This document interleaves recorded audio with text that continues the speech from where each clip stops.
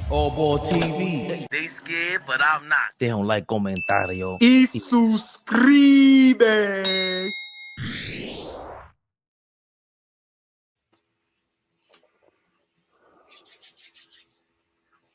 What's good? Yeah. Yes, we are here. Late, but we're here. We're here. Fabian load managing again. Nigga been on vacation. Nigga been on vacation all this time. Now he get back, he load managing again. I'm gonna talk about him while he not here. Hold on. I see the beautiful ladies are already in the building. Listen, ain't nothing more sexier than when you walk in the crib and the lady is waiting there for you. Waiting right there at the door. Now you can use your imagination, whatever she's wearing or not wearing. Right. But when the ladies is waiting in the building, fellas, y'all know, look. But when the ladies is waiting, the beautiful, the lovely, the extravagant, the sexy, the exquisite, the elegant, one of the OGs, Darlene Bryant is in the building. Wonder Woman is in the building. Rhonda Flores is in the building. The beautiful ladies of AllBall TV is in the building. Flea, how do you feel, all jokes aside, right? Big shout out to the chat, right? Y'all know me. It's a good Saturday. That number, get it up. Yeah, we late. We black. What do you expect? My bad, y'all. Yeah. Right? My bad, y'all. Flea, before we get going, all jokes aside, how does it feel, man, when, we jump on live and the chat is just sitting there waiting for us, and when you look, it's the beautiful ladies, but all jokes aside, when the chat is just, you see the comments, where the hell y'all at? What's going on? I love it. What's your first thoughts? We're doing something right. We must be doing something right if we pop up and the old faithfuls is here. The people that you know you can rely on, right? I'm seeing a lot of familiar faces in the spot, right? So, yeah, that feels good. Happy to see y'all. Yeah. Darlene B, what up? Rhonda Flores, what up? Wonder Woman, what up? Okay, I see my guy Ray Floyd in the building. Sean right now in the building. Listen, they David M in the building. Listen. Ray, what up, Ray? It's all smiles and giggles now. In about 2-3 minutes. You see that? Watch it turn into that when we start discussing what we're about to discuss. Knicks rehab, y'all. On a special Saturday, Flea. Right, listen. We was going to wait to see y'all tomorrow, but we said, you know what? We miss our people. We know our people look for us. Bless one. What up, baby? Bless one. We said we'd give y'all a special live on a beautiful Saturday night, right? Hope everybody's having a good weekend. I know how it be a long, hard week working, right? You look forward to the weekend. Yep. Damn sure. Let's get right to it, Flea. Knicks rehab. Knicks rehab, y'all. Darlene B, you are 100% correct. But Darlene Bryant, I love you. Blame it on Fabian. Yeah. Darlene B, it is Fabian's fault. We told him 8:30. He made a mistake and put 8 o'clock. We text him. You made a mistake on the thumbnail. He didn't respond. So y'all know tomorrow night when we go live during the Golden State versus Knicks game, get on his head top. Please. And he's not here. How do you go on vacation and then your first day back at work, you call out? How does that work? How you bang out? Yeah, it's crazy. I don't know. How you bang out on a bang out? That's crazy. It's crazy. I don't understand it. Bold moves by our brother Ray. He watching. He hear what's going on. He know. Look, hey, Fleece, somebody in the chat think they know me. They do. J from 313. That means 313. That's Detroit. That's Michigan. Somebody in the chat think they know me. St. Louis. Where that from? It's somewhere over there. Let's get right to it. Knicks rehab. Big win yesterday. People may troll us and clown us because we say big win against the Pacers because we know the Pacers are attempting to lose, right? No Halliburton, no Siakam, and we know all season, right? But we all know, like we said yesterday, when it's a rivalry, it doesn't matter. A rivalry is a rivalry, no matter who's on the court, who's on the field. We don't give a fuck, right?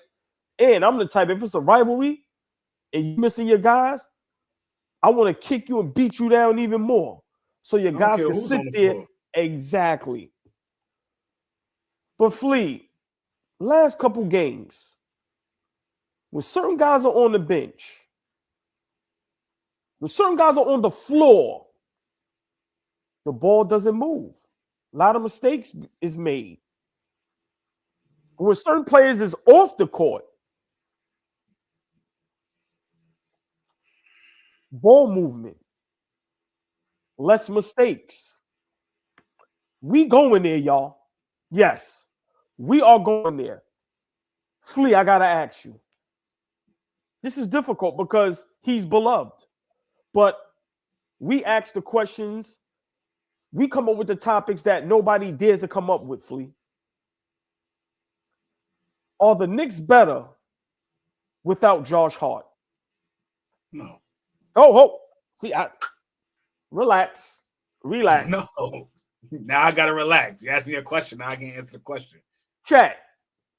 Are the Knicks better without the Josh Hart? Flea, the floor is yours. Is this a trolling topic? Is this something that we shouldn't discuss? Or, is this something we should look at? Because we can't ignore all week in the chat, people saying they sick of Josh Hart. We watch when we play basketball, when he's off the floor, we look a little better. Flea, are we better without Josh Hart? I mean, that's Josh Hart and Jalen Brunson off the floor. When we look better, when the ball moves, when we D'ing up, when we're down and we make comebacks. Jalen Brunson's off the floor too, y'all. That's just a quick reminder. Jalen Brunson is off the floor when those things happen too. So if we're gonna go anywhere, we ain't going without Jalen Brunson. But no, I don't think we look better without Josh Hart. We're not going to be a better team without Josh Hart. We're just not. We're not going to be a better team, flat out. What he brings to us, nobody else on our team brings, and it's the hustle, it's the grit, it's the fire, it's the playing every possession like it's your last. We applaud Russell Westbrook for playing 100 miles an hour all game, but we kill Josh Hart for it. Like I can't get with acting like we could go forward and be a good team. This particular team go forward with being a good team without Josh Hart. We just can't. Does he get a little bit too much dip on his chip? Yeah. But that's Mike Brown asking him to elevate who he is. Take open shots, Josh Hart. Be aggressive, Josh Hart. That's what Mike Brown is telling him. Should he be less aggressive? I don't know. I can't say that because if he's less aggressive, what type of player is he? That means he's not crashing the glass. That means he's not going after 50-50 balls. That means he's not trying to just play defense. So I can't get with us being better without Josh Hart. Do we look different on the basketball court? For sure. But if y'all want to replace Josh, if y'all want to get rid of Josh Hart or him not going forward, who are you replacing what he brings to us with? Who's going to do it? Diawara? Clarkson? Bridges? Who going to do it? So that's my question back to you. Okay. Who's going to do it if we need to go forward without Josh Hart? You make some great points, right?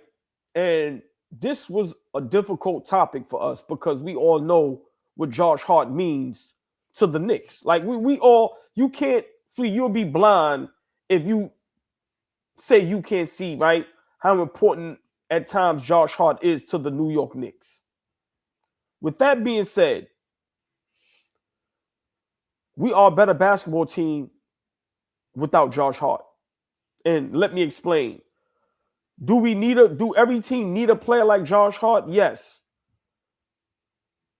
But you need a player like Josh Hart to only beat Josh Hart, if that makes any sense. We've seen how many guys in NBA history make a difference on the basketball court without attempting to try to be an offensive option, a la Dennis Rodman. You even got the kid Dyson Daniels in Atlanta. Yeah, he's not great offensively, but what he does defensively is insane at times, especially when he plays against the Knicks, how his assignment is just make Brunson uncomfortable. The point I'm trying to make is if Josh Hart can be just Josh Hart and not try to be Josh Hart Starks, then I agree. But if we can't get a coach to coach him correctly, right? Prime example, Dennis Rodman in Chicago. Uncoachable at times, other teams. You get him with Mike and Phil Jackson, and I'm pretty sure if Dennis Rodman played with Kobe, it would have been the same thing. You need a strong presence for certain players to make you successful. Josh Hart's relationship with Jalen Brunson is bad for the team.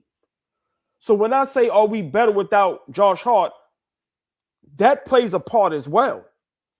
He's never held accountable. For every great play he does, he's going to do 2 bonehead plays to subtract that. This is just a fact. You could sit there and watch it and just wait for it, right? So it's no coincidence this last couple games, we are all watching the game together and we are screaming at each other at the TV, why is Josh Hart back in the game? How many defensive assignments he missed? Now, Flea, he's one of the guys on the team. You're saying they see him? I know. That's a lie. That's a lie. You're lying. You was cooking until you said they see Josh Hart and see food. No, it's not true. It's just not true. This is not true.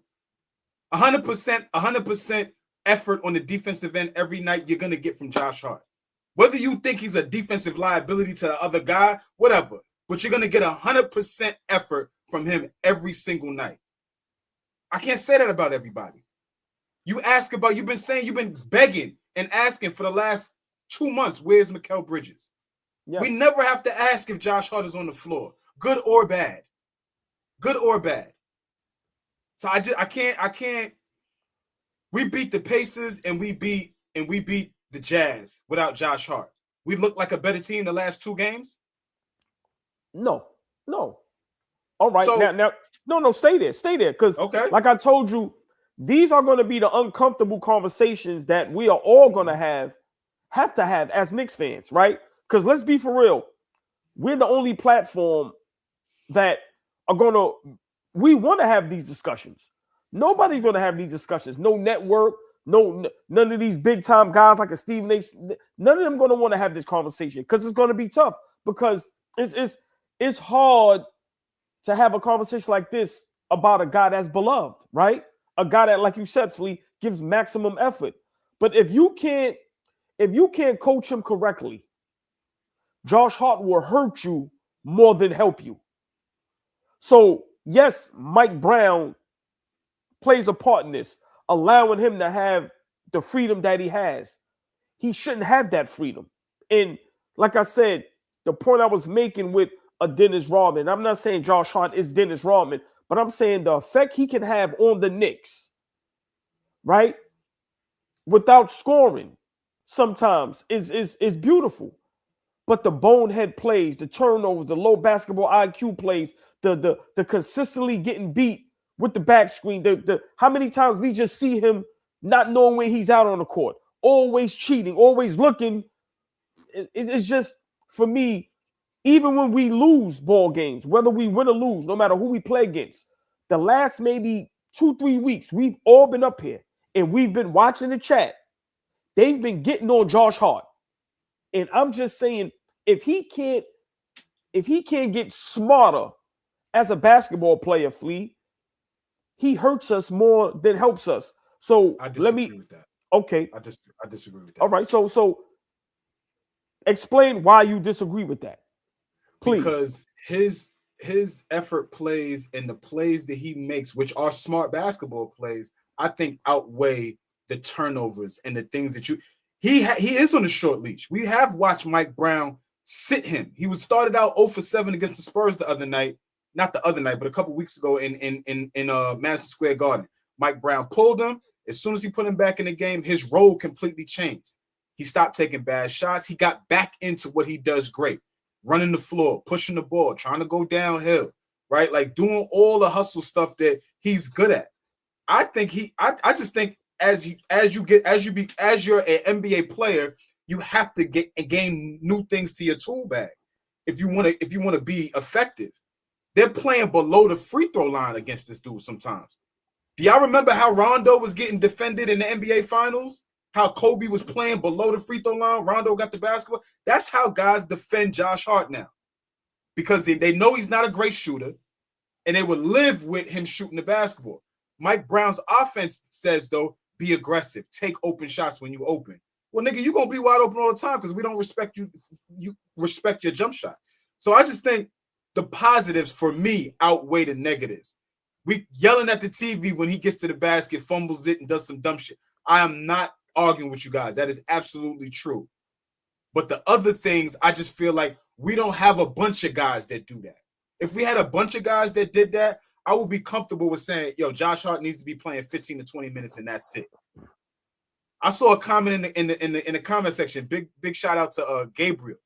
He said the low risk, high reward move is taking Josh Hart off the bench. I don't have a problem with that. Because now he's a part of the second unit, and he like ignites. He's part of igniting that second unit with Alvarado and Mitch and all of that. I don't have a problem with that. But I don't think he should be taken out of rotation. I'm against that. That's a great point. And, you know, for me, I'm not saying take him out of the rotation, but we can't ignore that, you know, when he's off the court, the ball flows, the mistakes lessen, right? I think we're still, as a basketball team, I still think our IQ is not good, right?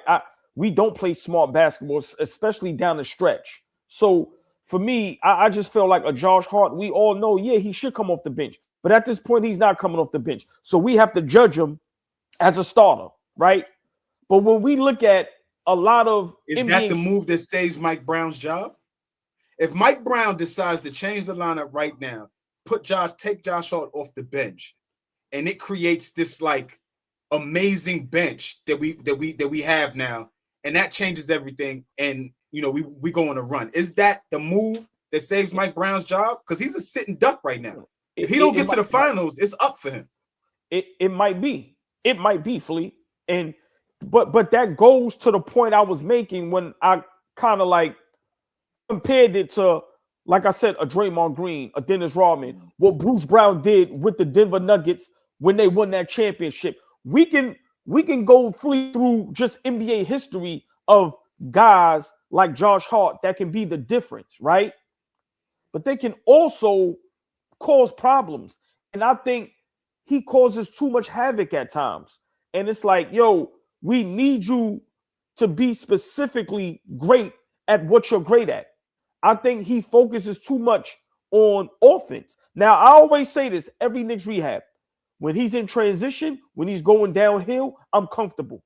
But when he's trying to run the offense, when he's taking step backs, when he's just wide open for a reason. Now, sometimes he knocks him down, but we can't ignore just the mental mistakes he makes night in and night out. And his relationship with Jaylen Brown is really affecting the team in a negative way. And it's no coincidence. I'm sorry, Brunson. Thank you, Flea. I'm sorry. Hart's relationship with Brunson is having a real negative effect on the team. And we can't ignore, when we watch these games, how he drives us crazy. I always say, he's a family member that you love to death. But you can't be around him 24/7. And I think with basketball, like seriously, you love to see him once in a while. But if you see him 3, 4 days, Thanksgiving, Christmas, New Year's, right. If he pop up on Easter and play Easter egg hunt with the kids, it's love. But when you see that nigga 4, 5 days in a row, it's like, hold on, you didn't go home yet? So why you still around? Now he in the refrigerator. He asking to borrow $3. Yeah, it's crazy. He's sitting in your spot on the couch watching the TV. Like, nah, go home, bro. Little shit missing. He ain't stealing it. Little shit missing. Look. Yo, where's my cologne? I got a date tonight. You get a text. Little shit missing. You get a text from him. Yo, my fault. I borrowed your cologne if I bring it back tomorrow. Like, so that's what funny as hell. And we can't ignore, like I said, I think we got the greatest chat on YouTube, in social media, because they keep it a buck, they keep it 1,000, and we are all up here seeing and saying the same things. Yes, we love him. Yes, you need a player like that, but you need him to be under control, Fleet. And I think he's getting out of control more and more as the season progresses. And Mike Brown being the coach, Jalen Brunson being his best friend, like I said, Michael Jordan and Phil Jackson contained Dennis Rodman to the point where you heard Sean Kemp say when they played the Bulls in the finals, it wasn't Jordan that beat us. It was Dennis Rodman. That's the effect we want Josh Hart to have on this basketball team, Fleet. So maybe it's not Josh Hart's fault. Hold on, let me ask you then. Okay. How much blame do you give Mike Brown, the front office, and Jalen Brunson for Josh Hart's too much machismo, right? Too much confidence. Do we blame others for that? Or do we just solely blame it on Josh Hart? Big shout out to Prince Charles, 1976. Thank you for your $4.99. Yeah, Flea, I disagree. How about Josh Hart work on that damn jump shot? That's what great players do for that championship. I would challenge you to go look at the numbers and look at how he's been working on his jump shot. Big shout out to Peter Patton. OG hates when I bring up this brother, but he was brought in for a reason, and he's helped some of our guys become better shooters. So I appreciate the comment. We all appreciate the comment, but I gotta push back on that. Prince Charles, he has put in the work. That's why they're allowing him to shoot the way he shoot and take the shots that he's taking, because he's put in the work and actually become a better shooter than he was in LA, than he was in Villanova, than he was in New Orleans, in Portland, and all that. Like, he's worked in his game. But again, I'm not opposed to saying there needs to be a balance. You worked on your game, yes, but there's a little bit too much dip on your chip. You should not be out there taking 15 shots a game. That's not your game, Josh Hart. It's not your game. You a nigga that, yes, get it off the rim, offensive rebounding. You are one to get it in transition, make a great defensive play, and then get it in on a fast break. Like, that's your game. I'm cool with him doing that. But what I'm not cool with is him taking it up another level and trying to get things off the bounce, taking shots off the dribble, getting dribble handoffs, and all of that stuff. That's not him. That's not him. And I wish Mikal Bridges would have the aggression that Josh Hart has, have the willingness to be somebody that defenses have to worry about on a night in, night out basis. Josh Hart wouldn't have to be this guy looking for offense. You said he's focused on offense.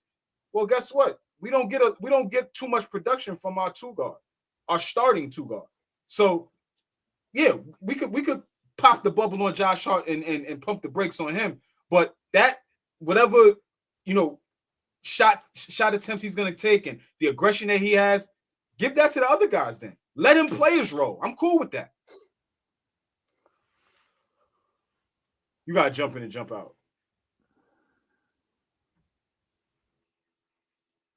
OG jumping in and jumping right out. Appreciate the chat, y'all. But I mean, I fully agree. I fully agree with the chat, with OG, and with anybody that feels like we may need to flirt with bringing Josh Hart's role down, and bringing his role down, meaning the type of minutes that he plays, the offensive freedom that he has. There's nothing wrong with that. There's absolutely nothing wrong with that. But we cannot act like he's not a guy. Yes, sir. We cannot act. I was just saying, OG, I totally agree with you, the chat, and anybody else that feels like Josh Hart's role can be reduced from an offensive perspective. I'm just saying that, yeah, we could get balanced with that, but we absolutely need him going forward. Playoff time, down the stretch of games, getting a big rebound. You talked about big rebounds all the time. The guys that come up with the big rebounds on our team is Josh Hart and Mitchell Robinson and Karl Anthony Towns. We need him for that. So I'm not against Mike Brown thinking about taking Josh Hart off the bench and being part of that, cardiac second unit. I'm all for that. But for him to, get a role like Sohan, because that's what it feels like, the chat is saying. I don't know if you're saying that, but it feels like y'all want his role to go down to being a Sohan, a Mo Diawara at this point. And at this point, that's not going to help us. we asked the question yesterday, right? Who's the most, important Knick moving forward, right? And when you really think about that question, when you think about, we all know, the best player on the team is very important, right? Coaching is very important. Josh Hart's position, that style of player is probably top 3 most important players on any championship contending team. Can we agree to that? Right? Absolutely. A la Draymond Green, a Robert Horry, right? Iguodala in Golden State. Like I said, a Bruce Brown in Denver. Like these guys. But Flea, at that position, you have to be very smart as a basketball player, right? We can't ignore Draymond Green, Dennis Rodman, Iguodala. Very smart guys on both ends of the floor, right? That's just a fact. But also lack discipline in certain areas. And so what I'm saying is you got to take the good and the bad with those type of guys. Maybe not Iggy, but the guys that you're naming, the Bruce Browns, the Bruce Bowens, the Dennis Rodmans, the Draymond Greens, they come with a little shit to them. They come with a little shit. It's like, what are you doing? Right. You know what I'm saying? Right. So I just say, like, yo, I understand that we get frustrated with those type of guys because, yeah, Draymond thinks he's a 3-point shooter. You're not. Dennis Rodman can't keep his head in the game sometimes. Yo, we need you, Dennis. Keep a cool booty. Like Patrick Beverly. We need a Patrick, that type of guy. Oh, we love Patrick Beverly. But the undisciplined and becoming unraveled, it comes with these guys. Either, for me, I don't know if Josh Hart is to that extent in terms of unraveling, but when you got a guy like that, I just feel like the fire is worth it. Big shout out Thrill 'em Guns, man. Thank you. Well, what up, $2. Yes, love y'all to life. My brothers, AllBall TV forever. Thrill 'em, you already know, fan forever. Big shout out Pops. Yes. Everybody always show love to Thrill 'em and his Pops, man. That's fam. Y'all are all family. Let me make that clear, right? But big shout out to everybody, man. Appreciate y'all always. Thrill 'em. Always send our love to Pops, man. Tell them we said what's up. Yes, sir. Flea, we watched, because for us to win a championship, no matter how great Cat is or Brunson is going to be, no matter how great OG or Mitchell Robinson is going to be defensively, you need the Josh Harts. Chicago don't listen. We talk about let's give the chat a history lesson on how important Josh Hart is to winning a championship, playing that position. You can go however far back. Let's even go to the Lakers with a guy like Rick Fox, right? Let's go to Golden State Warriors with Draymond Green, right? We always Speech, what up? King Speech, what up? Fleet, everybody always alludes to, Mike don't win those rings without Scotty.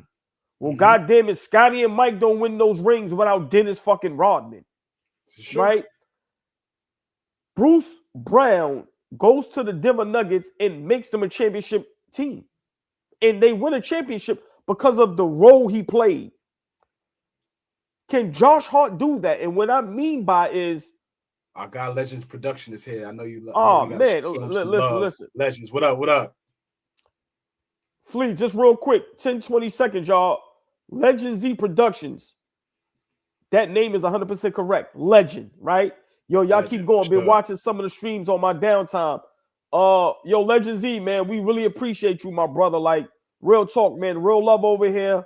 You real family, and we love your platform, but we just love how you support and show us love. So, listen, we always give that love and support back, man. But appreciate you. Everybody show love, Legend Z Productions. He does great work. Great work, Flea. That's a fact. Love what he's doing. Oh, Turbo! Man. What up, Turbo? My God, I listen, ain't y'all. Turbo in a minute. Turbo, what up, boy? Just real quick, before we continue this chat, Flea, Turbo was one of the first guys with us on those IG lives. It's a fact. So when y'all see us shout out certain people, it's a certain love and respect there, man. Turbo was there from the beginning. Yes, big, and he always supported no matter what. Big, and he always was positive. Turbo, always a good brother. Big shout out Turbo, man. Thank you, Turbo. Yes, sir. Flea, for us to win a championship, Josh Hart is going to have to be one of the important pieces. But he's going to have to be able to play smart basketball. And like I said, ho. Ah, there she go. She modest today. She said, you niggas is playing with me. I got a turtleneck on now. How about that? Here. Niggas is upset. I'll put a turtleneck on for niggas. Fleet, I'm gonna just say this. That's what she did. If she got on the uniform I think she has on. Oh, I ain't even peep. Oh, that's always been my dream. But I'm gonna be respectful because I see the it. beautiful, the lovely, the extravagant, the sexy, the exquisite, the elegant. New York City's finest. Knicks house tatted mommy is in the building. Thank you for your $4.99. Ho. Nick the house beautiful, tatted the lovely, mommy. the extravagant, the sexy, the exquisite, the elegant. The OG of OGs is in the building. Tory B is in the building, nigga. Tory B, what up, baby? Hey, Nick house tatted mommy. I got to get you off the screen because my mind is like, you fluster us sometimes. Yeah, man, act like you've been here before. Flee. No, because the uniform, that's fucking you up. It's my fantasy. I know, you fucking you up. Come in the house. Get down, nigga. Cuff me.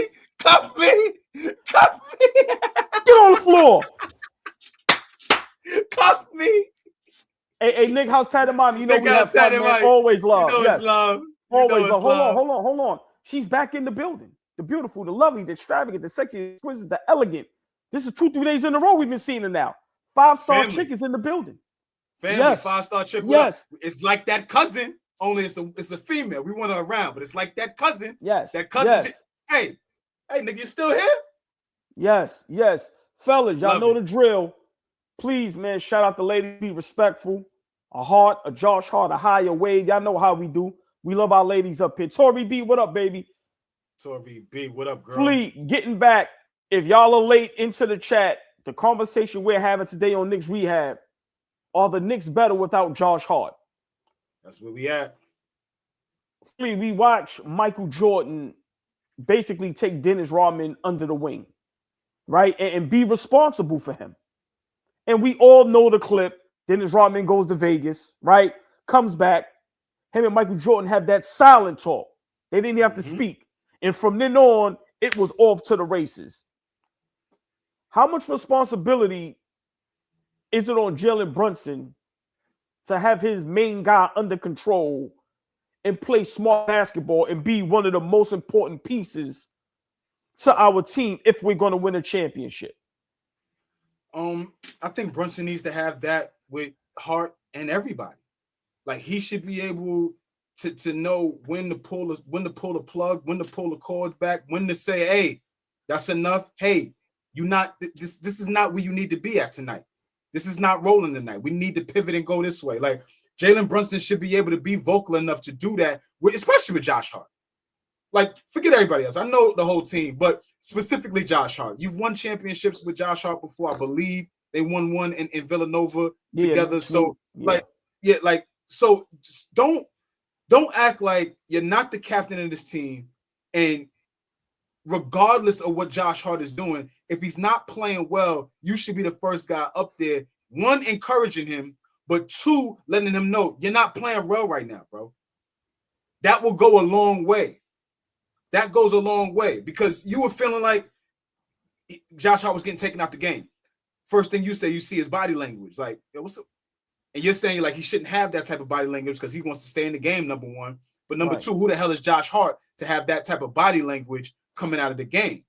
I push back on you and say Josh Hart does a lot of things on the basketball court that helps us win games. So that's why in his mind, I don't think he thinks that he's Dwayne Wade. I don't think that. But I do think that he aspires to be a Andre Iguodala, a Draymond Green type effect. So listen, man. Bench Josh Hart if you want to. Play Josh Hart 10 minutes a game if you want to. I like to see. But Fleet, see, you doing to me right now. Pause. Ain't nobody saying, yeah, I know. Big shout out Gabriel Galliano. If I pronounce that right. If I pronounce it wrong, I'm sorry. Fleet, I would love for us to respond to this real quick. When Hart starts, the Nova Core, Brunson Hart Bridges tends to gravitate towards each other. leaves Karl Anthony Towns, your biggest all-star investment, standing in the corner. And Gabriel, like I totally agree with that. Another comment from our guy Gabriel Galliano: moving Hart to the bench breaks the magnetic pull Jalen has towards his college buddies and forces him to actually run an offense that includes everyone. My retort to that is this: are we really talking about guys right now that do not know how to play with everybody on the basketball court on the pro level? Are we at the point right now where there's a bunch of other guys in the NBA that have played together in college that don't ostracize other guys on a basketball team? Like, there's plenty of guys that have done this. Why are they challenged is my issue.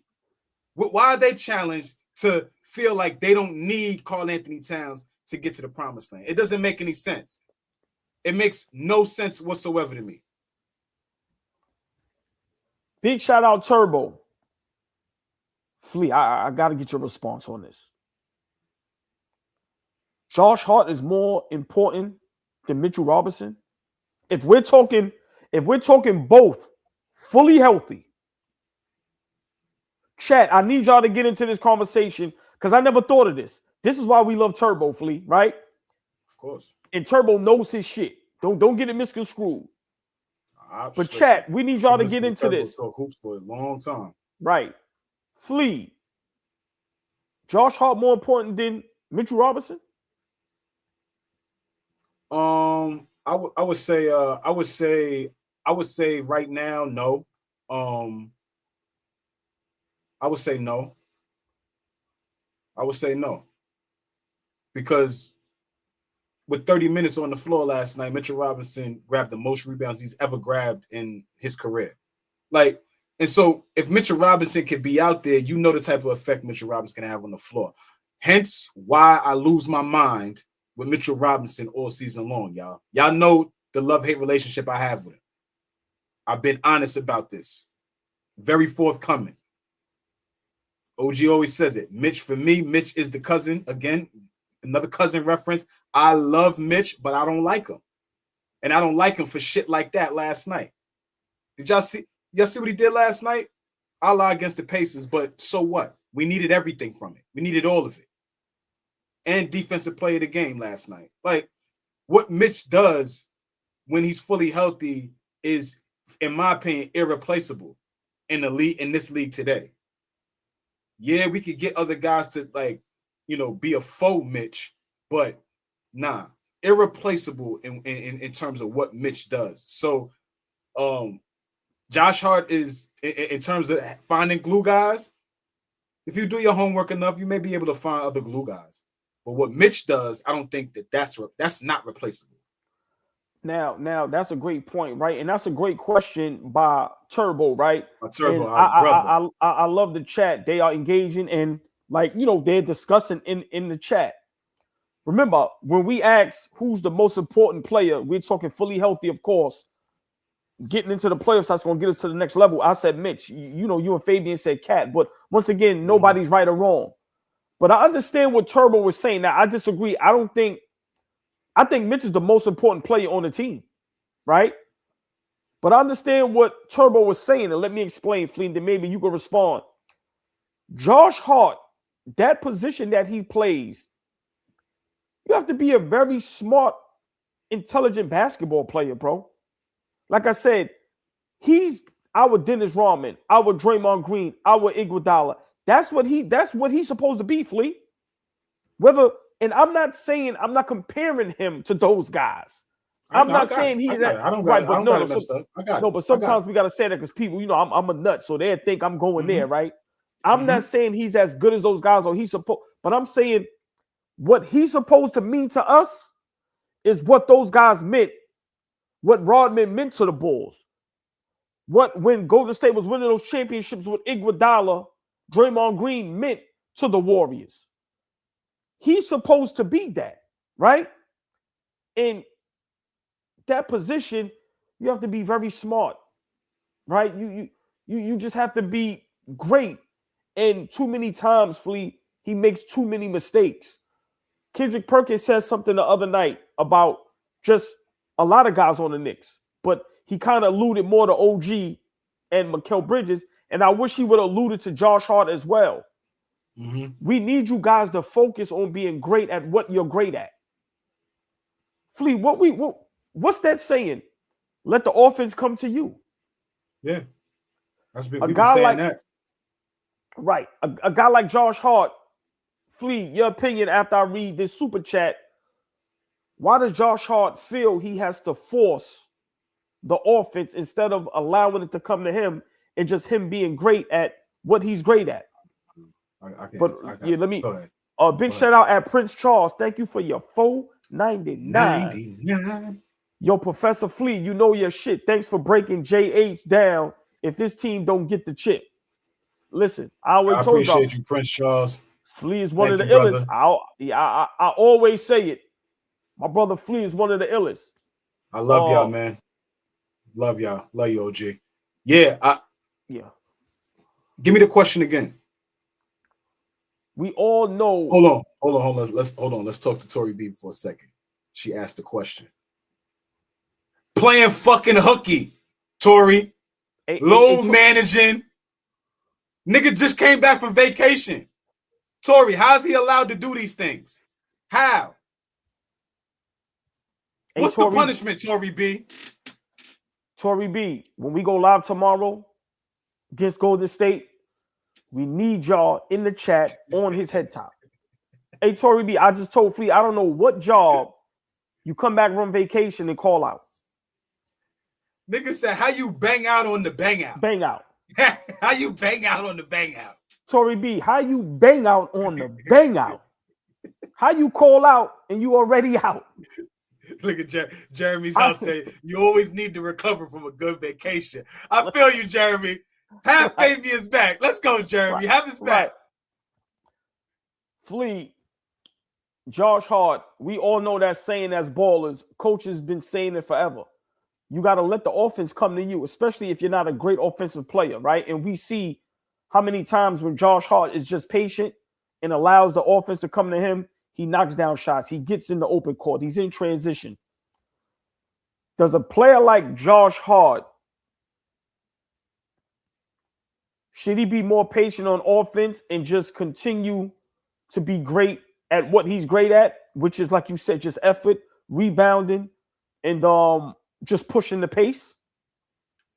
To Josh Hart's credit, real quick, because I'm going to address that. But to his credit, anybody that works on their game and sees an actual improvement, they want to test that shit out. They get a little antsy. When I felt like I became a better shooter, I wanted to start taking more perimeter shots. I'm talking about me. I could never really shoot the basketball. Everything was to the rim. Everything was cleaning the glass. Everything was real tough and rugged. But when I actually started working on my jumper, I wanted to see. Let me see what the work that I put in, is it going to be a good result? And to be honest with you, that's what happens with these guys. These guys come out here and they want to start trying new shit. Slow down. Keep a cool booty. Colin, you can't shoot, nigga. You can't shoot. You worked on it, but you can't shoot. Like no. Stay there. Move that pill. Move that pill. Big shout out Knicks Nation too. We see you in the building. Flea. Knicks Nation. Stay right there. Who's gonna hold you accountable when they see you doing that? My guys. Fully. My guys. They're gonna be like, hold on, slow down, hold on.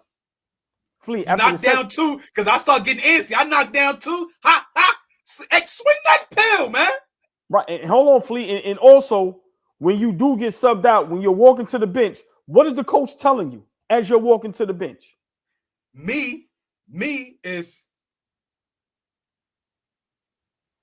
all right, be cool. He's gonna let it be known. He's coaching me. He's coaching me. Yeah. He's coaching me. For sure. Leave me alone, Mike T. And Flea. That's the point I'm trying to make. Yeah. That's Jalen Brunson and Mike Brown's responsibility.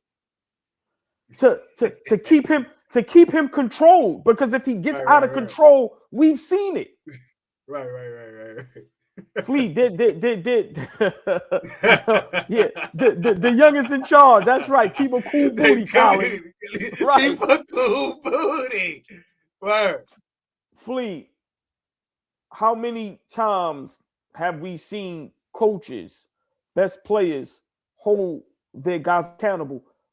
Josh Hart can't have that mindset, Flea, because there's something at stake now. Yeah. There's a championship on the line. I like what you said there. We ain't just fucking around. We ain't just trying to tinker and try to see what works and what doesn't work. There's something at stake. Say that again. I like what you said right there. There's something at stake.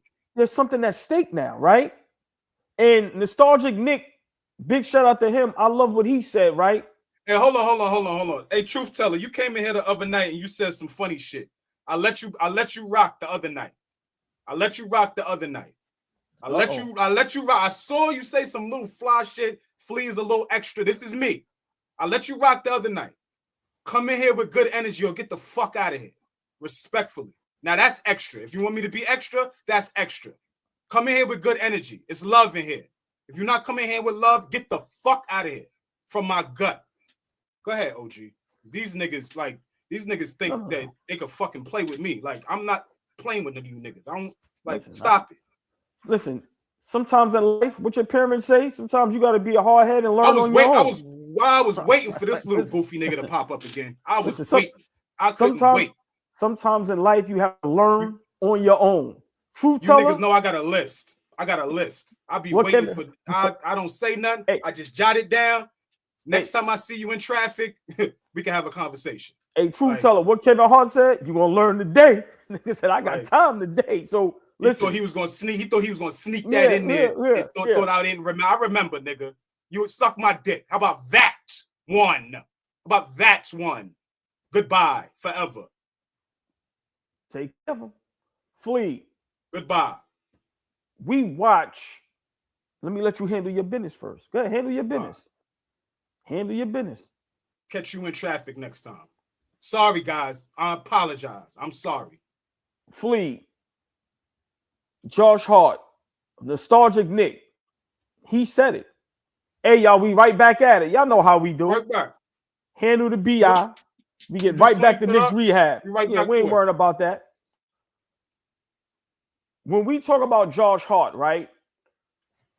When you watch a lot of the Chicago Bulls highlights, the Draymond Green highlights with Golden State, when Dennis Rodman got the ball, who's the first person he's looking for? It's either Jordan or Scottie Pippen. They are touching the ball no matter what. Nostalgic Nick said, and I highlighted it, pass the fucking ball to Cat. Flea, Josh Hart's job is not to have more field goals than Karl Anthony Towns. It's not to touch the ball more than Karl Anthony Towns or Jalen Brunson. This is true. If Josh Hart becomes the player that we need him to be, is he the piece that gets us over the top? Nah, that's too much. That's too much responsibility for Josh Hart. Josh Hart needs to play exactly how what he does, where he flourishes. Be the Swiss Army knife. Go in the toolbox and say, what do I need in the toolbox for this game? I need to get 5 offensive rebounds. He can go do that. What do I need to get in the toolbox for this game? I need you to help me defend Wemby. You ain't gonna do nothing, but I need you to just go out there and be a body on Wemby. Oh, what do I need for this game, Josh Hart? I need you to play make a little bit. Like, just do that. When we start putting like heavy responsibility on Josh Hart, that's when things change a little bit. Right now, the offense changed up. We got Josh Hart out there thinking that he's a 3-point shooter. Draymond Green, in his peak, he knew exactly what he was great at. You said Dennis Rodman, OG. Dennis Rodman knew what he was great at, right? Iggy knew what he was great at. Bruce Brown knew what he was great at. Bruce Bowen knew what he was great at. All these championship level teams that were great. We took smaller role, but just being glue. Peyton Pritchard knows what he's good at. He knows how to help Boston win, right? Like, you think about all the teams that have won, they have that glue guy. But when the glue guy gets a little bit out of pocket, then we got to know when to reel him back in. That's when the coach sits him down. You 0 for 7, sit your ass down. Let's get back to it. Josh Hart, you taking bad shots tonight from Brunson. Hey, bro, get off if it's not falling tonight. So he's got to be able to trust the guys that he's in the trenches with. When somebody looks at you and says, yo, come sit next to me for a second. You're a little too excited. You know what they say. You know what they say. You was talking about with the fantasy. You just got a little too excited. You seen her with the police outfit on. You see shit you was like, you got a little excited. I just gotta slow down a little bit. That's all. See, I'm seeing the comments, and big shout out Mark Starks, right? I'm not what Mark Starks said. Right. So he's definitely saying a lot, right? But what I'm saying about Josh Hart, I know he's not as big pause as an Iggy or Draymond, right? I know he doesn't have the skill of those guys. I'm talking about the mindset. I'm talking about the basketball IQ, right? That's what I'm talking about. Bruce Brown, Bruce Bowen, Draymond Green, Dennis Rodman. We go on and on and on. Flea, those guys would never shoot the ball more than the star player. Never. They do everything else that it takes to win the basketball game.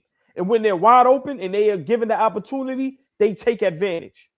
I have no problem with Josh Hart taking advantage of the opportunity. But for me, you cannot freeze out Karl Anthony Towns. You just can't. If you think we're going to have an opportunity to win a championship, I think Josh Hart has to turn into a smart basketball player overnight, Flea, for us to be successful. And that's what I mean by when I say, are we better without him? Because you can't pay enough money for the energy and effort he gives. Like, it's just insane, right? But the basketball IQ, Flea, we can't ignore how much of that he's lacking. We can't. And it's a detriment to the team. Am I going a little overboard? No, but I understand the concern. You don't clean up.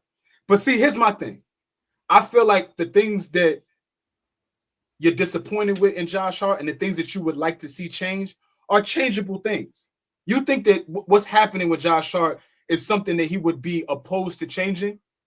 Taking less bad shots, getting off the ball earlier, picking your spots when to go downhill and when not to go downhill.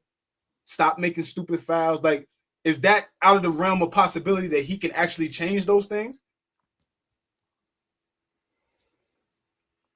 I don't know, because they would have been changed. Josh Hart drove me crazy last season.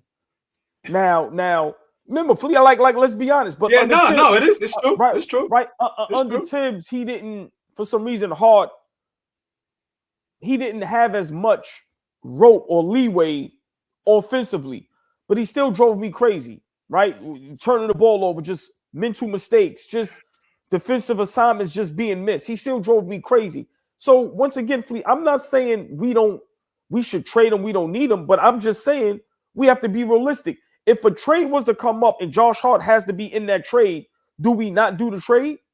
Oh, he can't hold back. No, but for upgrading our team. I don't think he's that type of player that, like, Josh Hart. Yeah. You want Josh Hart? No, the deal is done. Nah, that's not. Nah. I just feel like Josh Dad, what's Hart, good, Dad? Oh man, Dad, what's up? Glad you're popping up now, and not a little while ago. The original OG in the building, Papa Flea in the building. What up, Pops? OG in the building. Dad, what's good, baby? I just think, people are afraid to tackle these type of topics. And if we're going to win a championship, we have to bring it to the light. For us to be great, you said it the other night, we have to play perfect basketball, right? Damn. So let me ask you. Can Josh Hart play perfect basketball? Is he capable? Because that's your guy, right? You like him. You love him now. And this is going to be difficult for you. Is Josh Hart capable? Flea, even if it's not perfect, it ain't got to be 100%. Can he play 85 to 90% perfect basketball in a very important series? I think so. I genuinely think so. This is a guy that's like a stat stuffer. When he's playing at an elite level, you could book him for a triple-double. At one point last year, every game, he was like, damn, Josh Hart got another triple-double? And these weren't like empty ones or ones where he's like padding stats or like, just trying to go after his. Some of those triple doubles was needed. Some of those were effective. And so that's what I'm saying. Him being able to be the playmaker that he is, to answer your question, OG, I absolutely think in a 7-game series against a tough opponent, I do think that he can play the role that we are asking him to play. I don't know. It's almost like, when we were happy when Jalen Brunson got off the ball and had 15 assists back to back, but then it's hard to teach an old dog new tricks, right? We all, like me, I've been consistently doing something for 40 years. You think I'm gonna stop it at the drop of a dime? Mm-hmm. I think Josh Hart, with Brunson being his best friend, which we can't ignore, when having a coach like Mike Brown, he's just going to allow you to just run all over him. There's, like y'all said, remember, y'all agreed there's no respect there, right? I don't know if Josh Hart is capable of doing that. Like, seriously, like I said, when you watch smart basketball, like Iguodala is a very smart basketball player. Like, Fleece, some of these guys are very smart. And I'm not trying to disrespect Josh Hart and say he's not a smart human being, excuse me. But as a basketball player, when you compare the IQ levels and you look at a Draymond, Iggy, yeah. OG's Wi-Fi was lagging a little bit. He's gonna jump in and jump out and jump back in, y'all. But we about to close out the Josh Hart conversation in just a second. I appreciate everybody in the chat that comes here to show love. Word. Okay, now we got I'm not gonna say nothing. I'm gonna let him introduce himself, and I'm gonna let y'all do what y'all supposed to do. See, we said the next time y'all see him, y'all have a job to do. He's 57, 12, 13, 14, 15 seconds and counting late. Load managing after vacation. Bang out on the bang out. I'm going to stop talking now. What's up, Ray? I just want to know if we read the super chats. We handle our business, man. We handle our business. I had to block somebody today. Somebody got the Frank stand today. It's live right now. You're here, baby. We're here. Oh, boy, was it deserved? Oh. Yeah. The nigga tried to violate me last time. He tried to violate me last time. I let him live. Then he comes back here and tries to insinuate some weird shit. So I had to get him out. Okay. I've seen some of that. I just don't. How you doing, fellas? What part are we up to? I'm sorry. You got some nerve. This nigga come in here. Damn nerve. Nigga said, we don't need you, nigga, because you ain't got it. Ain't got it. We were discussing Josh Hart. Great conversation. The chat loves it. They engaging like crazy. We have to ask you, happy to see you as always. Josh Hart, are we a better basketball team without Josh Hart? And I was alluding to, before you respond, saying that position that he plays, you have to be very smart as a basketball player, right? Dennis Rodmans, the Bruce Browns, the Iguodalas, the Draymond Greens, right? Yes, Josh Hart, energy, effort, right? But IQ basketball, I'm asking you, are we a better basketball team without Josh Hart? No. No way. It's impossible. I think we don't need triple-double from Josh. We don't need rebounds from Josh. We don't need assists or scoring from Josh. We can win without Josh having rebounds, assisting, or scoring. Impossible, because he's not a great defender. Okay. It doesn't make sense. He closes out the defensive possessions with the rebound, and he has a lot of transition plays where he leads the transition, but that's all. He's an energy guy. Like we said from before, he's way too overvalued. He's out of position. Why is he starting still? That's not his role. It's not his role. If he came off the bench and did that like he did before. Even Mitch and Josh Hart were on the bench 2 years ago. That's how strong our bench was. So I don't think who does he make better when he's on the court? If he's starting, who's getting better? So Yeah, you know what I'm saying? Like I don't see why I think he's great at those during the momentum plays. Gets the rebound, goes in transition. He can swing the momentum a little bit here and there, but to constantly rely on him every single possession, and at some point he's throwing the ball into the 10th row, Flea. Right, That's what but he it's the does. but it's Mike Brown's testament to you niggas are soft. I gotta start Josh Hart because all four of you niggas is soft, and I gotta have somebody out there tough enough to get after it. Because the rest of you niggas is not gonna show up right here all the time. He is. So I can agree. We could take him off the bench, but you asking what does he make? Who does he make better? This and that. I can concede to that. But the only thing that I can even think of from a Mike Brown perspective, Mike Brown was drooling over him when he was in Sacramento. He was like, yo, Josh Hart is one of the Knicks' best players when we went out to Sacramento and beat them by 30,000. Like, and as soon as he gets here, he's still in love with Josh Hart. So it might be a Mike Brown thing too. Like just continuing to empower him and push his role up. But Mike Brown and Tibbs love him for the same reason we do. We love him because he's never gonna give up. He's always gonna go hard. That's what he does.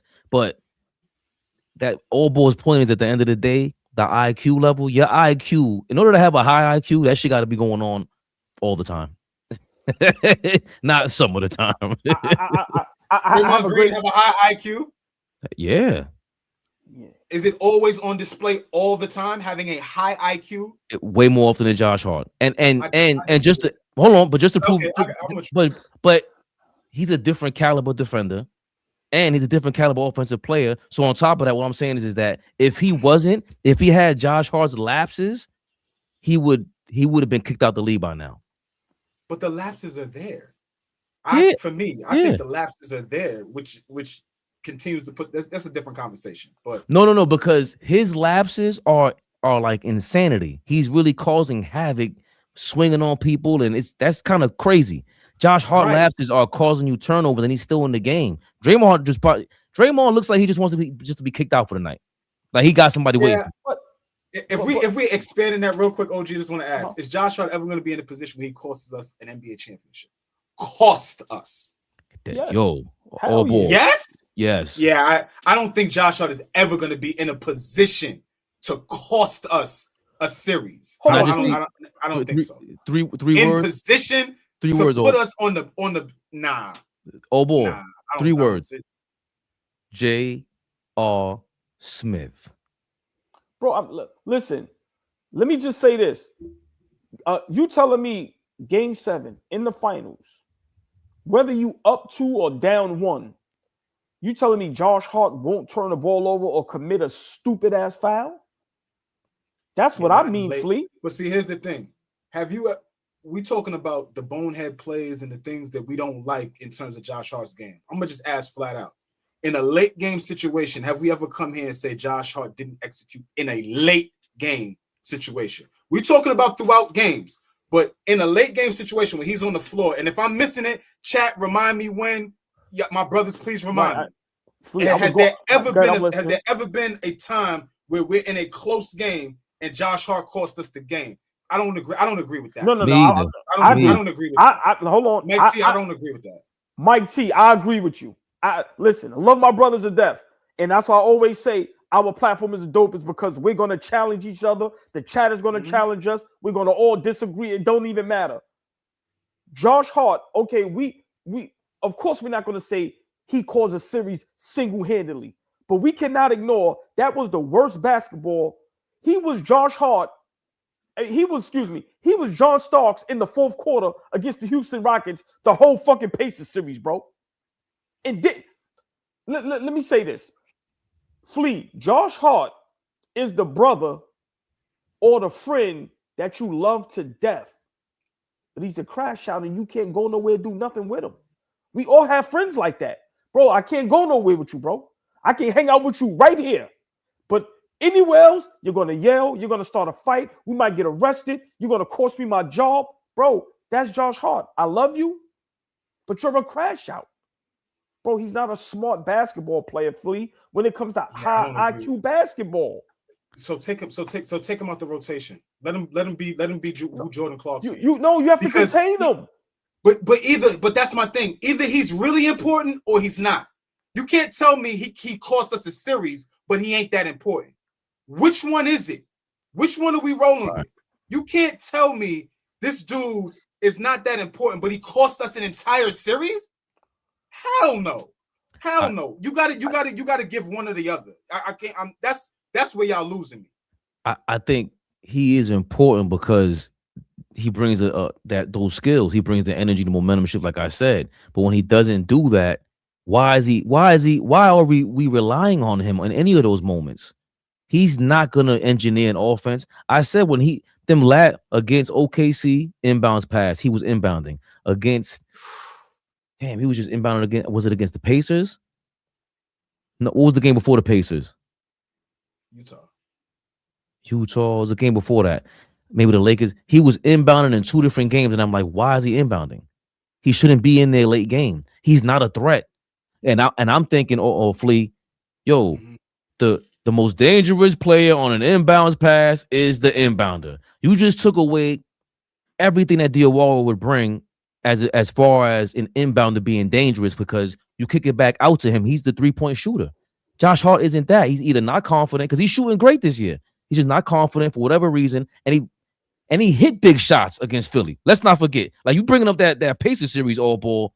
Josh Hart was killing the 76ers. He was shooting like 42%, 45%. He went bananas along with Dante DiVincenzo. Somehow he regressed since then. That's part of the problem. Remember, his fingers cut up. There's something wrong with his shooting hand. There's something wrong with his confidence with that. But there's something wrong with Mike Brown and Tom Thibodeau for thinking you can rely on him when he's unhinged sometimes. He's just up and down. You ride him until you can't. But you got to get Diawara in there or somebody who can shoot for a late game play. You can't rely on Josh Hart for them kind of plays. Those extra field goal attempts that Josh Hart gets needs to go to Karl Anthony Towns. Josh Hart can have a bigger impact. Like I said, Kendrick Perkins said it correctly when he was alluding to OG and Mikal Bridges. And I said it earlier. I'm going to repeat it. He left Josh Hart out. And Flea, I agree with you. We need him to win, but we need him to be very smart. And like I said, when people talk about a lot of these championships and these teams that are dynasties, right? The Bulls. We all give praise to Scottie and Mike. That don't happen without Dennis Rodman. We talk about the Splash Brothers, Kevin Durant. That don't happen without Draymond Green, right? We talk about the bad boy. Like you can go all the way through history. You talk about the Denver Nuggets. The difference was Bruce Brown. Like I said, so for me, we need Josh Hart to be Josh Hart, but be smart.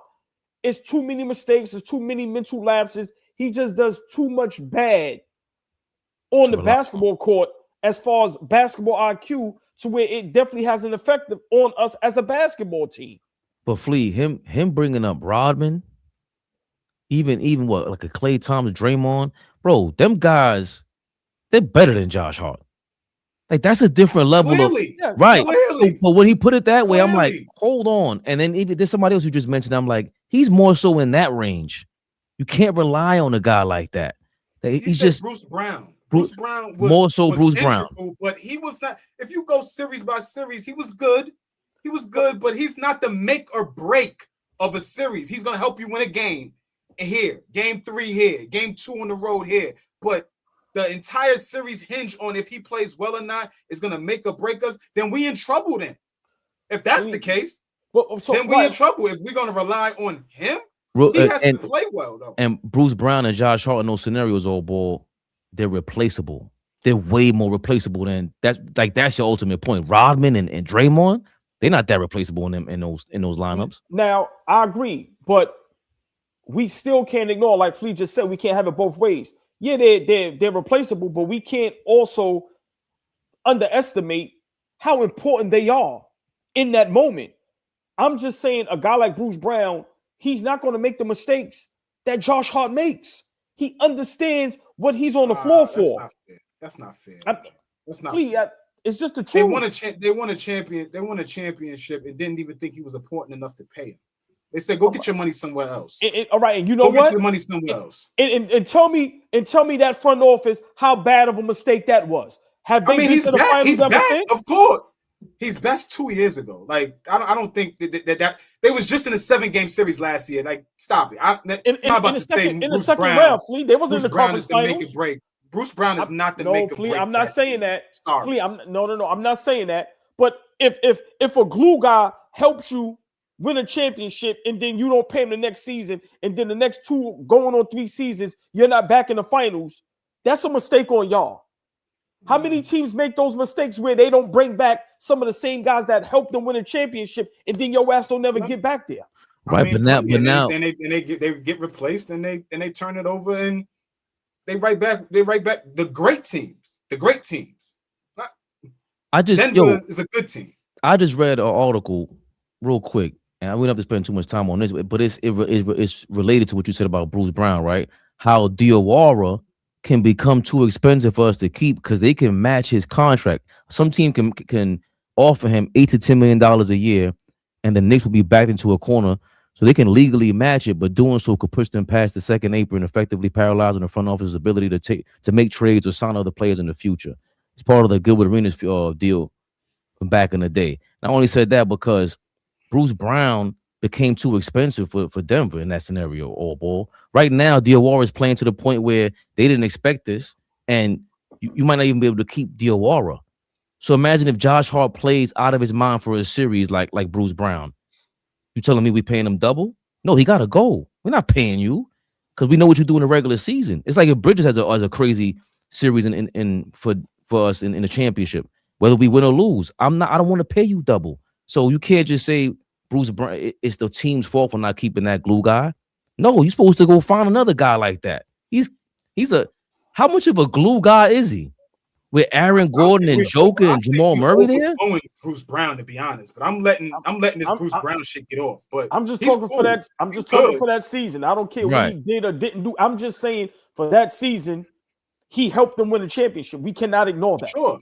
That's all I'm saying. And I'm saying with Josh Hart, when you look at those guys that has to play that guy type player, you have to be a smart basketball player. You can't make many mistakes. And I'm just saying, for me, Josh Hart, if we can't contain him, control him, like I said, I'm going to keep saying it. I'm not comparing him to Dennis Rodman. I'm saying you have Phil Jackson and you had Michael Jordan who held and were responsible for Dennis Rodman.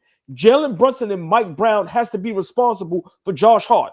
Y'all have to turn him into almost a perfect basketball player as far as basketball IQ for us to be successful. Flea, he makes too many mistakes. I'm sorry. And with him, it's hard to live with it for me at this point. That's just me. I think we're overblowing what role Josh Hart plays or doesn't play. Like, all right, if he's a starter or you want to take him off the bench, cool. He's that interchangeable type guy. So now it's on Mike Brown. Take him out the starting lineup then. If everybody sees that he's a detriment and that he's causing havoc, let him come off the bench. My only thing is we are not a team that should be acting like he's not necessary for what we're trying to do. What we ask him to do, what he brings to us, tell me another guy on our team that does it. That's all I want to know. Okay, the low IQ stuff, cool, I got it. But his attributes, the things that he's good at, tell me another guy on our team that does that. Let's talk about the positive for a second. Y'all took too long to answer the question. Ain't nobody else on the team that could do what he does from a positive level. No, everybody could turn the ball over. Everybody has low IQ. How many playmakers do we have? How many?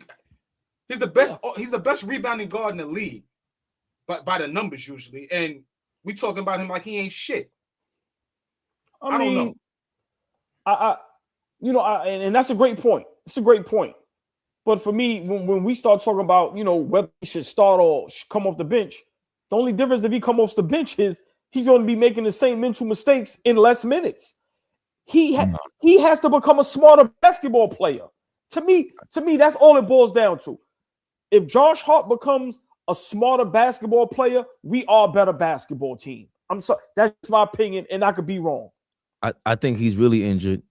because I think his hands really messed up because he was finding his rhythm. He's shooting way better. I just think he's a bench player. That's what bench players do. You cannot rely on them. Your starters you're supposed to rely on. That's why I love the fact that you brought up Rodman and Draymond Green. They're starters. Their whole careers damn near. Draymond and Rodman started off on the bench, but at some point it became so impactful that it was undeniable. Their impact was no, stay was there. the reason why. Perfect. No, stay there. And I want you to expand on that. They were bench players first, right? Why did they become starters? Because they were so dominant on the defensive end. And Hart, that's what it is. His up and down stops him from being dominant. Because to be able to rebound like that and to have the skill to bring it in transition and not control yourself, it stops you from being dominant. But that's okay. But that's why you're a bench player. That's why. So I love that you bring up Rodman and Draymond, because the fact that Mike Brown is even thinking about making him Draymond doesn't make sense to me. It never makes sense to me. Like he's not that tough. He's not that much of an agitator to even think about that. And then IQ wise, these guys are playing head games with the opponents. We're forgetting that part. Like even the intangible, like I know that's silly, but that's part of it. I want one of these guys to piss off somebody on OKC, Lou Dort, somebody on Detroit to get them started. Imagine if Josh Hart starts a fight with Jalen Duren in a series. We would love that. Yeah, take our guy. Get that guy out of there. We would love that. But aside from that, a career year last year as being a starter for the first time. A career year across the board. Like we talking about this guy like he was dog shit he's been dog shit for us the entire time he's been here. He's been a part of the playoff runs. He's been a part of why we are in these playoff runs. All the injuries that have happened all throughout the last couple of years, even prior to Karl-Anthony Towns. The sole reason is Jalen Brunson and some of what Josh Hart was doing. So, like, we could act like the cupboard is full now, and we could just move on from what he brings to us. But again, I'm just gonna ask, when he's playing at a high level, find me the other guy on our team that's gonna bring us that. And I think there's that's nobody else on the team that does it. But that's part of the problem too. That who can move him to the bench?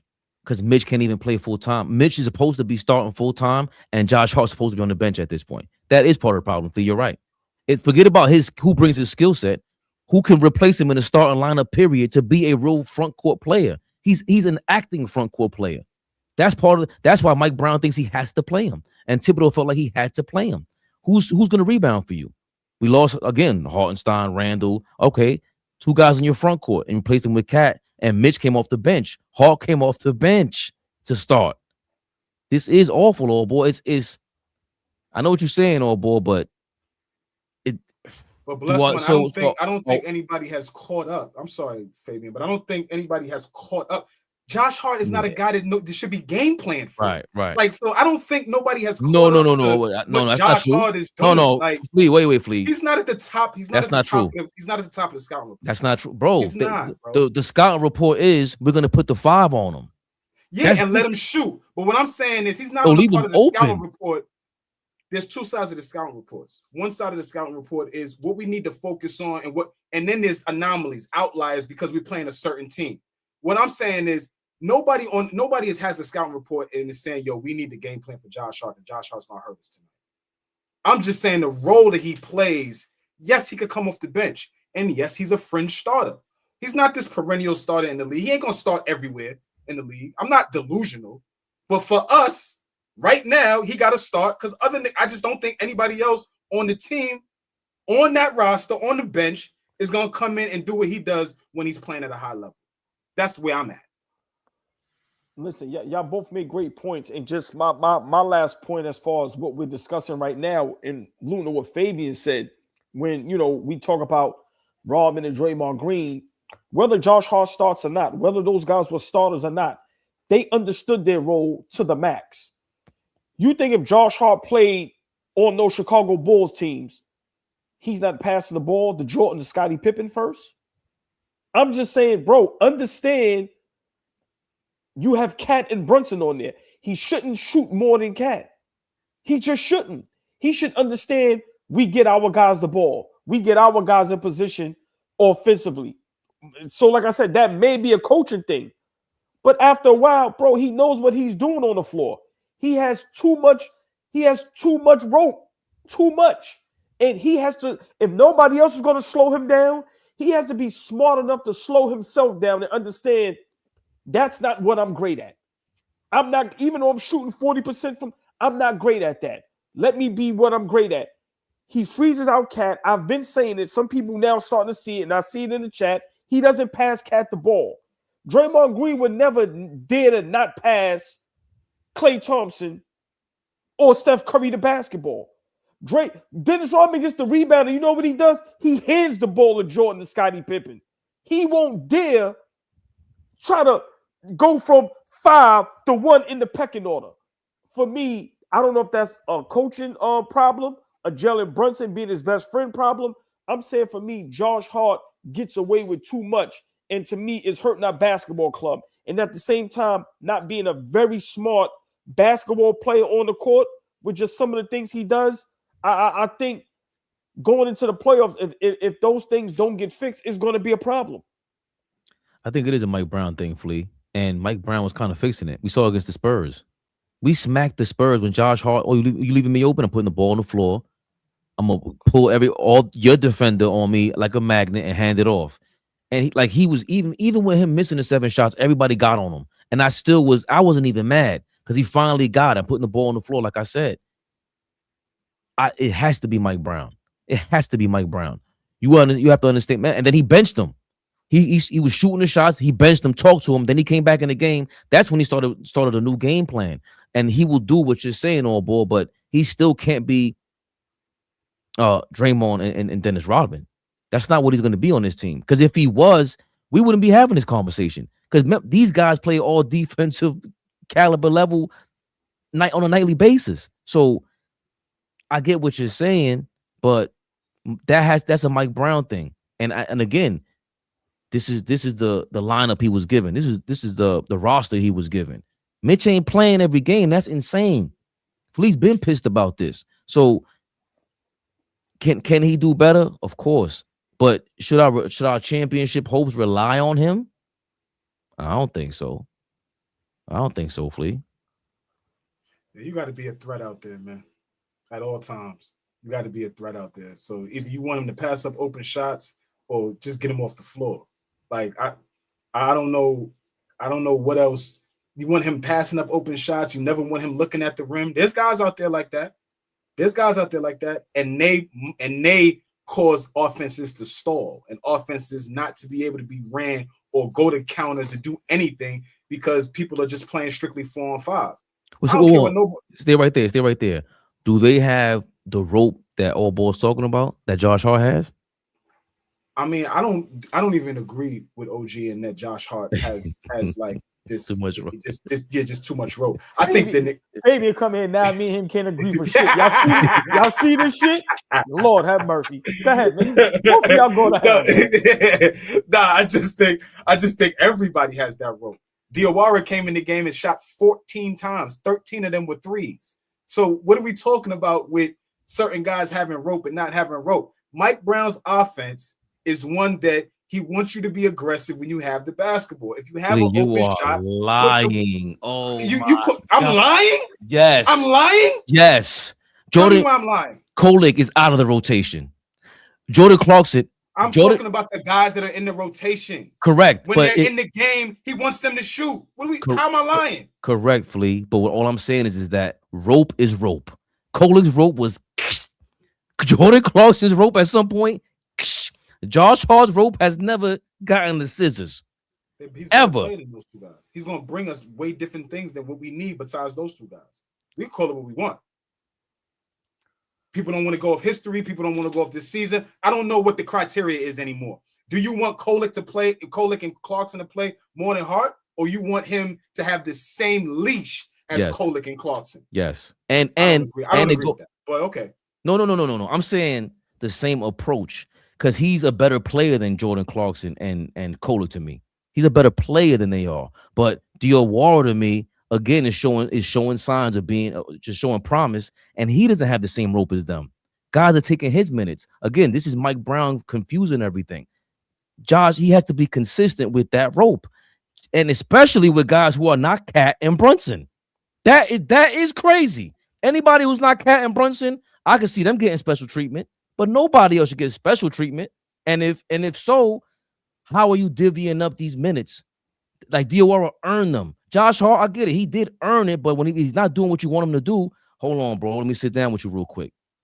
This is what I want from you. And I know you like Mo. Mo is 20 years old and still is figuring out how to play basketball. So I know you like him. That's cool. I know you like him. Okay. But you want up his role if you want to. You think he's ready? Give him 25 minutes. He's ready? He's more ready than Dottie. I'm just asking. So I'm just when it's time, it's time. Right. So, but again, right. I want him to get that experience. Josh Hart already has the experience. Sit him down, and you gotta. Now he's acting like a de facto point guard sometimes. Now he's acting like he's the second best player on the team sometimes when he's on that court. That's so now the position he's put in. Okay. Why are you? So then, if they name me, but Flea, if you're the point guard, now if you acting like a point guard on the court, you a floor general at this point. I need you to get this message delivered to the people right now. That's why the San Antonio game was so important the last time out, bro. I don't need you to do that. I need you to do this. Watch what happens, and we killed them, right? And it worked. And he goes against it still. I mean, he's been hurt since then. So that's really what it is too, AllBall. Ever since then, Josh Hart's gotten hurt. So we can't even really be talking about him like that. The last time out that I seen, he was doing what I wanted him to do. All of our Knicks rehab is so dope because all of our conversations are interchangeable. But guess what? All of our conversations somehow tie into everything we talked about last week, this week. So this is why it's dope. For me, how I hear that is if that's the case, right? Josh Hart getting too many looks, too much dip on his chip. Call something for Cat.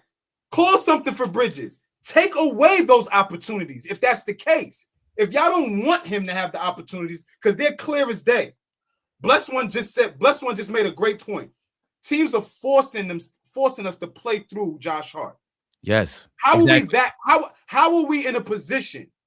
My question, my retort, because that is not an indictment on Josh Hart. That's an indictment on the basketball team. Why are we being forced to play through Josh Hart? Why? Oh, Flea. Why? Whoa. Why? Flea. Okay, hold on. Let's stay right. Aneurysm right now. Yeah, yeah. But you niggas are not understanding what I'm saying right now. Yeah, but hold on. Why are we being put in a position? Not it's happening. Yeah, it's happening. We have Brunson on the fucking floor. Why would we have Cat on the floor? Why would we play through Josh Hart? Is my question. Real quick, AllBall, because if I'm seeing Wemby's the youngest one. I don't want to say it, but that's the fucking truth. Maybe right, but listen, if Wemby's on the court and he's dropping off from Hart in the corner, that means I'm doubling somebody. I'm hedging off of Hart, bro. Now we got to get him the ball to him so he can move and scatter the defense. Hold on. What you mean? Now you have to play through him. No, if you don't give him, you don't. They're not. What? When Brunson gets the ball, when Brunson is bringing the ball up now, we are asking Mikal Bridges to be the other ball handler now. If we're not watching that, that's what's happening. We're asking Mikal Bridges to be the other ball handler simply because Josh Hart don't take care of the ball. So that's the smart thing to do. But to be put in a position where Brunson is being doubled and we got to get the ball out of his hands, and now Josh Hart is the guy that we play through, that's not on Hart. He's simply out there, has the opportunity to do it. OG, what are you not understanding? So then what would you do? You a coach. No, I'm not, they get the ball out of Brunson's hands and it gets into Josh Hart's hands. Then what? Because what you're saying is partially correct, but some of it is partially incorrect. For me, when you say Josh Hart can't be blamed, let me say this. I've said this about the Spurs last season and this season. There's times where they don't get Wemby the ball. That's not on the coach all the time. Nigga, you guard. Get that man the fucking ball. Some of these guys in their minds are just maniacs. Josh Hart is a fucking maniac. Give him the ball, bro. The coach shouldn't have to. Let me finish. I'll let you two duel it out. Some of what you're saying is correct, but we're not going to keep blaming 100% on the coach. How does Josh Hart not have the basketball IQ, the smartness to understand, get Cat and Brunson the ball? Bro, he should never shoot more field goals than Cat ever in life. How many times have we now? Why? Why should he? No. Why should he? I'm not saying he should. I'm saying with the coach that we have and what he's asking to do, that's going to happen. No, I'm not saying it's right. That's gonna happen. It's not, yo, OG. This is not the '90s where we come down and we say, "Hey, big man, you gotta touch it." That's just not how they play basketball now. All right, and I agree to that. But Flea, he's not that good offensively to have that mindset. Now, it's not the mindset. We are going past each other. Yeah, we gotta. We are going. Me and you are going past each other right now because I agree with what you're saying, but you're not hearing what I'm saying. He is only in the position to be an offensive threat because of what the coach is asking the team to do. If they were not asked to do certain things or run a certain offense, Josh Hart would not be in a position to be such an offensive-minded player. He's not that. All right, hold on, Flea. So hold on. All right, I understand what you're saying. You honestly think Mike Brown is telling Josh Hart what he's doing offensively? You think that's coming from the coach? Like, honestly, you really think you really think the rope that I say Josh Hart has offensively, you honestly think that's coming from the coach? Yes, from the offense that we run. Yes. He is out there telling everybody to be aggressive. No. When you get the basketball and you're open. Right. But be aggressive, but not aggressive to the point where you're ignoring some consider the best player on the court. He does it night in and night out. Flea, that's not. We watch the same games, but I don't see him looking off Brunson. He's looking off Brunson to take a shot. I'm talking about Cat. Nah. No, I'm talking about Cat. I'm talking about Cat, Flea. Okay. Flea, he looks off Cat. I've seen it. I mean, hold on. But that's my point. Right, but even with that, what Flea is saying is that Mike Brown wants him to touch the paint. If he got the ball swings to him, he got to go touch the paint. That's the game plan. At least touch the paint and spray it out. So if Cat is open or Cat is doing whatever, Josh Hart's taking the ball to go do Mike Brown's game plan.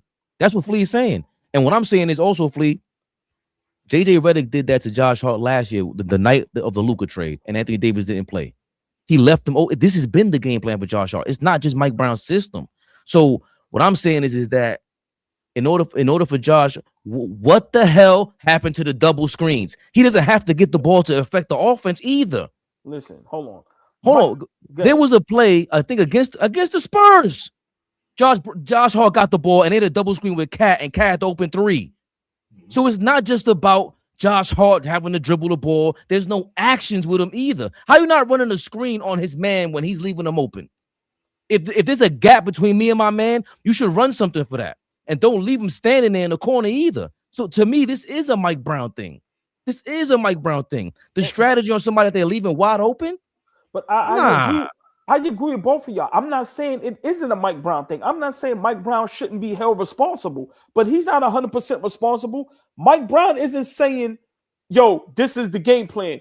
Josh Hart, okay, you run the offense, and if you can't get it to Cat or it's a broken play, you just go ahead and do what you want. Josh Hart at times goes off on his own, bro. We see it. We sit up here and laugh and be like, your man just really took a step back jump shot as if he's Klay Thompson. Bro, he goes off the reservation too many times. We watch it.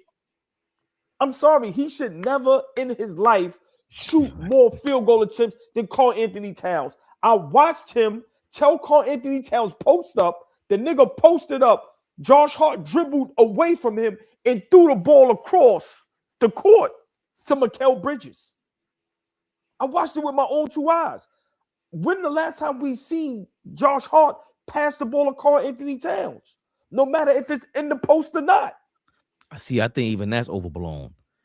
Josh Hart's the only guy I've seen come up court, and Brunson has been doing it as of late, and hand it off to Cat at the top of the key for a three, bro. Even that's kind of overblown too. I just think I understand what you're saying in terms of his recklessness. We all agree with that. But in terms of what Mike Brown wants from him, he wants him to be part of the offense. He's forced to, like we said, he's in the starting lineup. He's not a bench player, boy. He's part of their main core. This is part of the problem. And Mike Brown has to figure out if this is the guy that you're saying is going to start and get this many minutes, You have to game plan for this. I don't think he's drawing up enough plays from like last season to get Cat and Brunson the ball the way you want him to.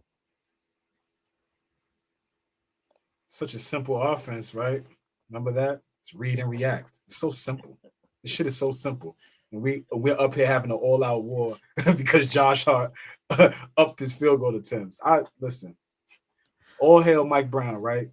This is what the fuck we wanted. Josh Hart is one of the reasons that offense ain't that simple. He don't pass the ball to one of the best players on the court. I'm just saying. All right. I'm just saying. Like, yo, your man just God, the horse is dead. I don't care. I don't care. I don't like Mike Brown just as much as y'all, but I'm not gonna sit here and lie y'all to just give him 100% blame for Josh Hart running them up. You're bugging. No, you're bugging. If it's any other player, because you just happen to not like Josh Hart. If it's any other player, like nobody but y'all in the chat. Let's get this correct. So okay, hey, I don't like OG. I don't like Britt. How long I've been saying this? So let's not get it misconstrued. I don't like none of them niggas. I love them because they with the Knicks, but I can't stand none of them niggas. I like y'all and I like the chat. But you could say that, but at least and now it's going back to what I was arguing with about Jalen Brunson last year. At least Josh Hart got the cojones to do what? To try something. What the hell is over? Okay, what's Bridges doing? He avoids contact. Josh Hart will do that with contact. It's reckless. Y'all don't want to talk about Bridges. Remember that, Flea? He's still not talking about him. Good job, Flea. He's sticking to his gun. Hold on. Did he just do the hold on? Did he just run up me and do the double wink? Double blink on these niggas. I can't even do the double blink. That's a He gave you the Cyclops. Scott Summers. Go to hell, man. Go to hell, man. How you make my thing better, Paul? What? Hold on. I can't wait to sue y'all. I upped it. Try to up it on him. Empire. Get a letter in the mail getting sued by your brother. I can't wait to sue one of you niggas. Yeah, that's a fact. Your man. That gotta be like the worst feeling in the world. Family suing you. I don't even want to. Oh, I ain't religious, but Jesus, Jesus, Empire. Thank you for your $20. Like Gabriel Haliano said, move hard to the 6-man role and lead while the starters get rest. I ain't mad at it, man. You ain't mad, but is AllBall mad about Josh Hart leading anything? That's the problem. Just come in there and run around. Let's come there and run around, nigga. Now that's what you want the nigga to do. That's what you want the nigga to do. Just come in there and run around. Why should he lead anything? That's my point. Why is he leading the second unit? No, what are you talking about? Just be a smart, good basketball player and just please try to minimize the mistakes. So that's why Josh Hart is in the league. He's an undersized guy who is just a smart. There's no way he should be in the league playing the position he does. He can't shoot like a guy that's 6'5". He's not 6'10", but he rebounds like he's 6'10". Like, I just think he's taking advantage of all the attributes that he has, and that's why he's here. But I mean, so you put this mostly on Josh Hart for basically forcing the issue. Right? Oh boy, if I'm trying to read this correctly, because you're not putting on Mike Brown schemes. You giving some to Jalen Brunson going like, yo, I'm gonna give my man some more pull around here. Basically, I'm letting him go run amok. Right. And remember, for me also is Cat ain't checking him. He's not aggressive enough on that end vocally. Bridges is not aggressive. Brunson ain't checking him neither. Nobody's checking. But I'm saying checking him even game wise. Like if Bridges was more aggressive and he was stronger, whatever the case may be, Josh Hart wouldn't even be in this position. It'd be less. His role would be even better because another starter stepped it up. Bro, but at the end of the day, he has to understand his role too. Even when the coach gives you, like, he has to understand it too. At times, OG may be overly confident offensively, but you know what? More times than Josh Hart, he's going to get the job done. Josh Hart is too overconfident offensively. That's just my point. I'm not saying we don't need him. I'm not saying the team don't need a player like that. But a player like that has to be very smart. And we see players like that be the difference in a team being championship contention and not. And we have too many examples. When you have a player like that that's going to, remember, he's anchoring the defense, the energy. He's anchoring a lot of things. You have to be very smart. And he makes too many mistakes. I'm saying he has to turn that around ASAP. He is also a very important player to where if he gets under control, we a whole different ball club. He gets beat on defense too many times now. He turns the ball over a lot. He takes a lot of bad shots. Like, so I get what y'all saying. Yeah, he can be undersized and all that. He's definitely an NBA player. But what I always say, if he's in transition and going downhill, that's when I love Josh Hart. Everything else, I can live without. I'm sorry. But if he's going to run the offense, when you get into the offensive set, give the ball to the best player, bro. Whether it's yes. Okay, but damn, because now this is coming to me. Yesterday, we talked about how everybody has regressed under Mike Brown. So if Brunson, who was a top 5 MVP candidate a couple years back, Cat was playing at an MVP level a year and a half ago. If they're not stepping up, what are your role players going to do? And what happened to Draymond? What did we say when Klay Thompson went down, KD went down, Steph Curry went down? Draymond was like, oh, out of the game, another injury. I'm going to foul somebody. I'm going to clothesline somebody. His level of production, his IQ drops because you're not meant for that role. You're not meant to lead on the court like that. That's not your game. That's not your game. And part of the reason what I'm arguing is Mike Brown, and also which is leading to our star players not being able to push all their potential, maximize their potential, and now you got to rely on Josh Hart being a playmaker. That's, to me, is Mike Brown not getting the impact, got the most impactful players on the court. He had him regressing, Flea.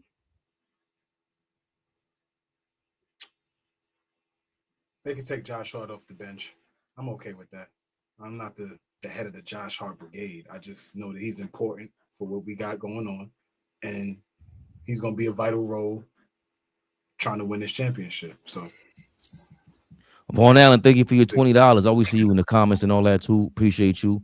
Always. This is pure gold. I can see Josh watching this shit with a box of Mike and Ike's crying, laughing. That's the problem. Sitting watching with a bike. Did y'all see? If Fabian can pull it up a little bit real quick, he got a few minutes. You see, Josh Hart and Jalen Brunson on the roommates assessing the season so far. Nah. Flea, see, he don't even check his text. Flea, this dude is insane, bro. Nigga popped up, and now we almost hit to. Let me be quiet, man. I told you I had 60 minutes today. But this is strategic shit. Since the morning, it's been nothing but strategy and strategic operation from Fabian.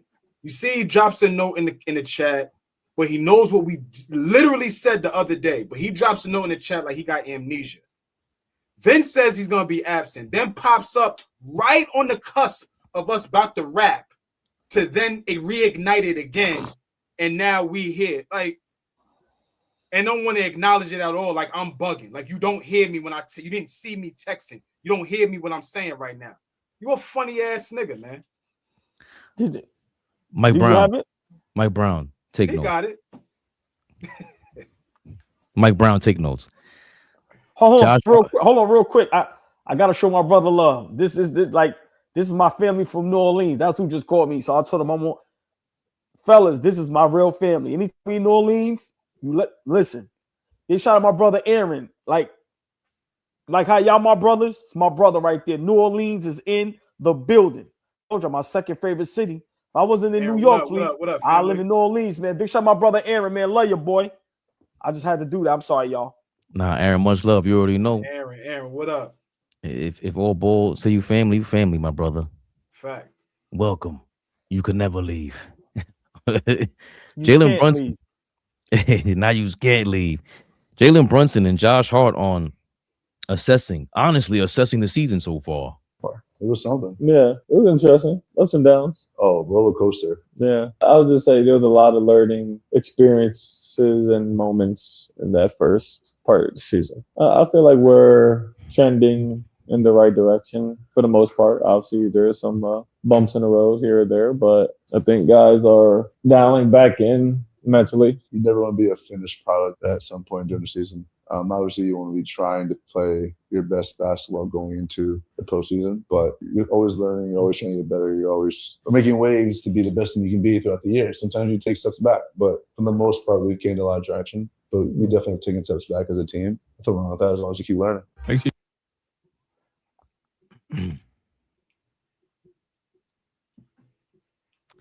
That was Jalen Brunson and Josh Hart with a wonderful explanation of what took place in the Knicks season so far, the 2025-2026. I see what the problem is. When niggas talk with confidence, niggas don't like that. I see what the problem is. Y'all want Josh Hart not to talk with no confidence. Y'all want Josh Hart to act like he's just a regular nigga. I see what it is. Niggas don't like when niggas walk around with confidence, being able to shoot the rock, take the ball to the rim. Y'all don't want that nigga to. Y'all just want that nigga to be meek, never hear his voice, stop the podcast. That's what it is. Y'all don't like when a nigga. I see what it is. Josh, you ain't doing nothing. Keep doing what you're doing, Josh. So I just have to be honest. I hate niggas that sit like that. Josh Hart, cross the leg joint.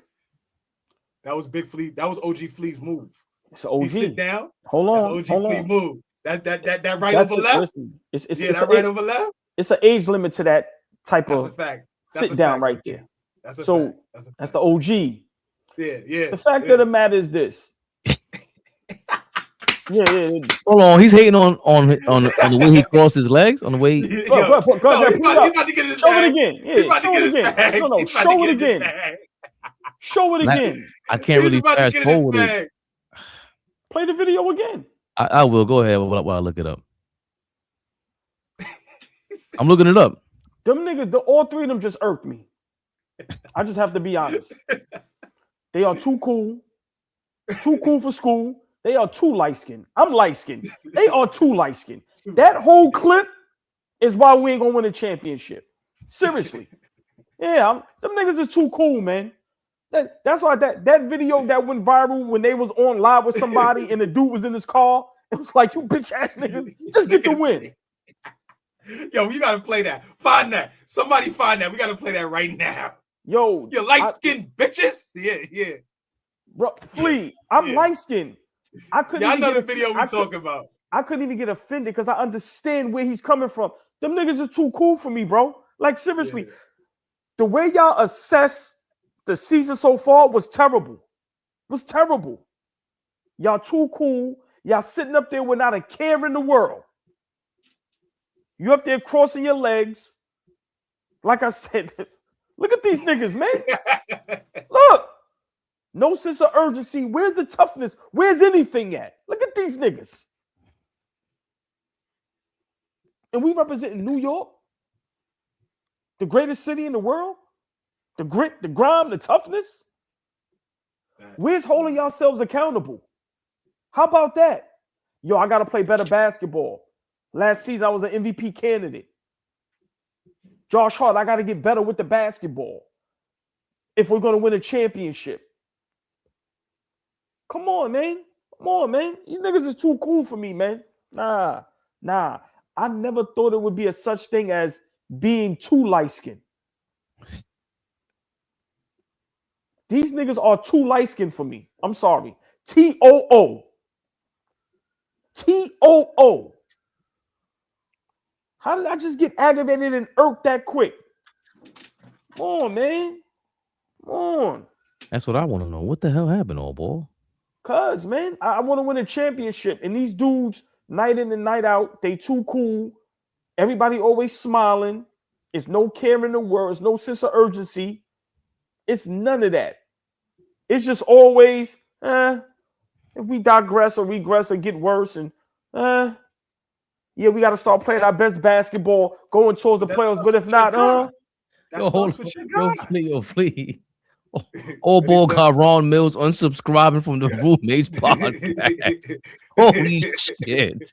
I ain't mad at her. Ron Mills. Put that back up there. Ron Mills. Ron Mills. My type of motherfucker. Ron. Oh, let me see. Hold on. Oh, Ron, I don't want no smoke. I just seen your avatar. Oh, yeah, you look. Oh, good black shades. Oh, yeah, I don't want no smoke. We love you, Ron. Ron Mills. No smoke, baby. Ron Mills. Excuse the microphone. My type of brother. My type of Ron Mills, you know what? Ron look like he about business in that avatar, nigga. He look like he playing with niggas. Hold on. Ron don't look like he playing. Because y'all know my coaching staff on the R&B basketball team is all the ladies of AllBall TV. Ron Mills, you are on the coaching staff of R&B. Yeah. I like it. Ron Mills is on the coaching staff. That's the first guy. Might be the only guy. I love the ladies. I don't be around you niggas. But Ron Mills. Ron Mills unsubscribe to the bullshit until we win. Flea, that's New York shit. That's New York shit. He's the what's your man? They used to coach back in the day or Flea? AllBall. The ball dude, he used to coach every other year. Herb Williams. The hitman. Ron is the hitman. Go get him. Hey, Flea, what I said, we're gonna be the bane of this shit. We're gonna restore order in this shit. We ain't putting up with nonsense. Order. Come on, man. Big shout out Ron Mills. Big shout out to the whole chat. Yeah. Empire. Hold on, wait, that's 67. That's never sat like that.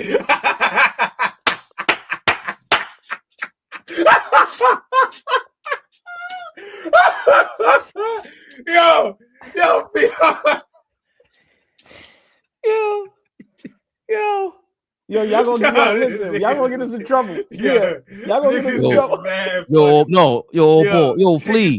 Hold on, yo, Flea. This guy be talking all that Varnell Hill shit. He's about to get us jump out of roommates, bro. Unsubscribing from a channel. Listen, the man. nigga said I'm 67. I've never like that.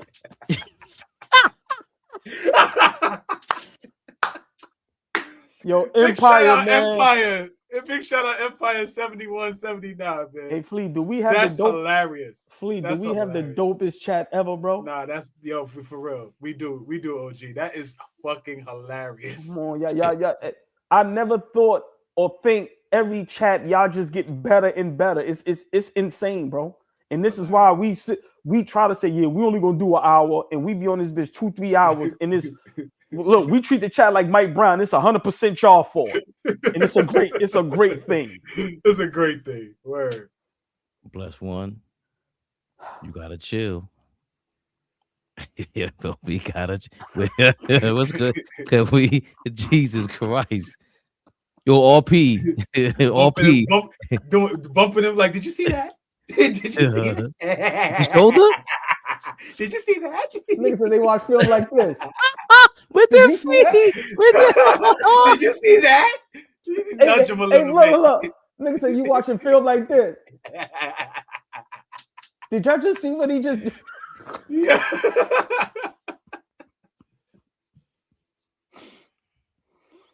Yo, man. I apologize if I just started something there. I apologize, man. Matthew, mind your business. Mind your goddamn business, Matthew. He did start something because he knew what he was doing when he brought this up. RP's back at it. Before we get going. Yeah, well, RP did. We got to jump. RP makes me nervous. I'm not going to even lie. RP makes me nervous. Right. RP, we love you, RP. RP, bless one is not diabolical. You, sir, are the definition of diabolical. He's back. Here we go. He said the fuck when mom and dad are arguing again.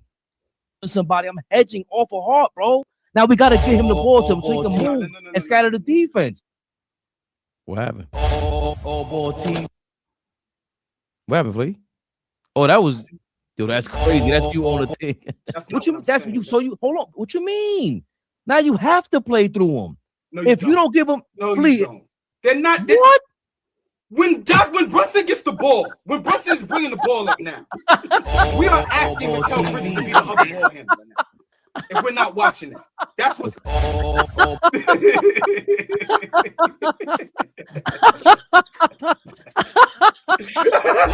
AllBall TV. Nah. When mom and dad are fighting. Look at AllBall OG's face. TV. They scared, but I'm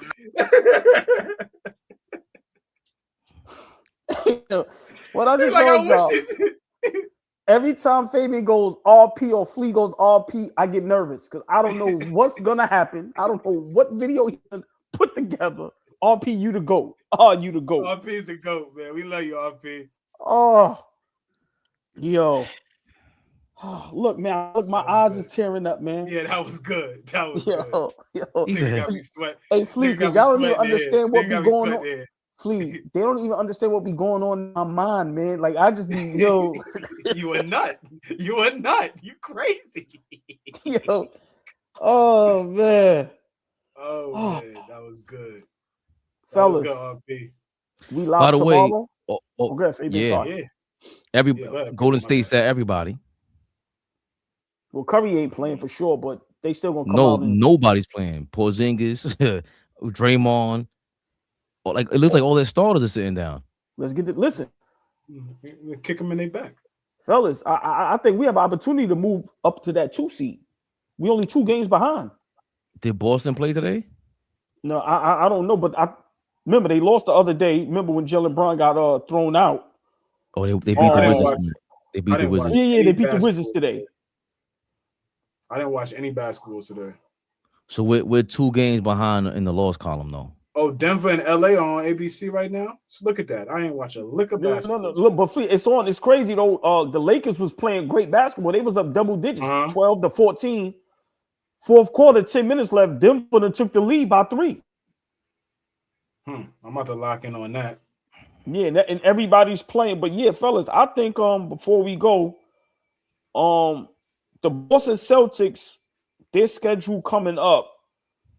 They beat the Wizards today. They got Phoenix coming up. They got Golden State. They got the Grizzlies. They got Minnesota. They got OKC, Atlanta. They got Charlotte. They got Miami. They got us, Paul's April 9th. And then their last game is the Magic. And I think our schedule is a little sweeter than theirs. But before we run out of here, we ain't got an answer. We can respond another time. Do y'all think we should attempt to try to get that 2 seed? Don't tell me I'm the mom in this scenario because I'm light skinned. I ain't the fucking mom. So figure it out, nigga. You do Let him know, Flea. Yeah, let him know, Flea. I don't even want to. I ain't. Right now, hold on. Right now. I hold myself into that. I hold myself into that. Yeah, you did. Yeah, I don't even. No, did, because no, you because did, Flea will take this. Flea will take No, this. you did that. Yeah. You did did that. that, nigga. What am I You did that. thinking? You What did the that, hell Ray. was I thinking? Ray, you did that, baby. Don't do me like that. You did that. Don't do you like that. I did myself like that because you about to Right, take this. Oh yeah, you want to go there? Hold on. Show the second one before we get out of here. What is RP up there doing? Yo, RP, that You should know- be playing the whole. It plays every other video for some reason. It goes bananas. Like I'm hearing the other videos play at the same time. Hold on. Shit, we got a goodie tomorrow morning, or well, not tomorrow morning, 1 o'clock. I think on ABC. We got them all. Minnesota and OKC. Ant-Man against SGA tomorrow. I'm locked in on that. Yeah, I'm watching that. Yeah. I'm locked in Detroit on that. Raptors is an important game. Then you have Thank you for saying that, OG. That's what I was about to say. Right now, if the playoffs started today, Fabian, fuck you the got. I put it up. Hold on, Fleet. Fabian, you can show it real quick on the screen. Remember, I sent in the group chat the bracket, the East bracket. Go ahead, No, Flea, that's on NBA.com. That's easy. But I just wanted to put RP's joint real quick because I had that up. He's that's back the at dude. it. That's the dude. I just gotta be honest with y'all. I'm done. I'm done. I'm done being a Knicks fan, bro. I'm done. Back on the bandwagon.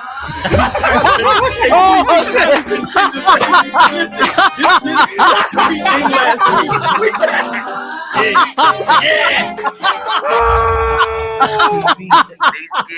Play that again. Play that again. I gotta be honest with you. I'm done. I'm done. I need that video. I'm done being a Knicks fan, bro. I'm done. Back on the bandwagon. Hey, please, we got to contenders, baby. Listen, everything last week. Yeah. I like it like that. What? No. But listen how diabolical and great that was. Forget the music. The first video, no haircut. I look a mess, glasses. In the next one, I got the cut. I'm fresh. That was beautiful. That was great, RP. That was dope. RP, you amazing, RP. Your work is always good. That was dope. Yo, oh man, that was all Rick James ball. That's That was good. That was good, RP. Word. Yeah, we got the NBA standings because the bracket is up on NBA.com. He goes to East. The AFC is not figured out. Of course, we got the playing teams, but you see it here. Right now, if the playoffs started, the Knicks would be the 3rd seed. Miami Heat would be the 6th. That would be our first round matchup. Cavaliers versus the Magic. That's a rematch from last year's playoffs in the first round. And, of course, the Pistons and Celtics await the winners of the play-in tournament. Hornets are on fire, by the way. They're playing. They're the hottest team out of all these guys. Yes. And they just dangerous.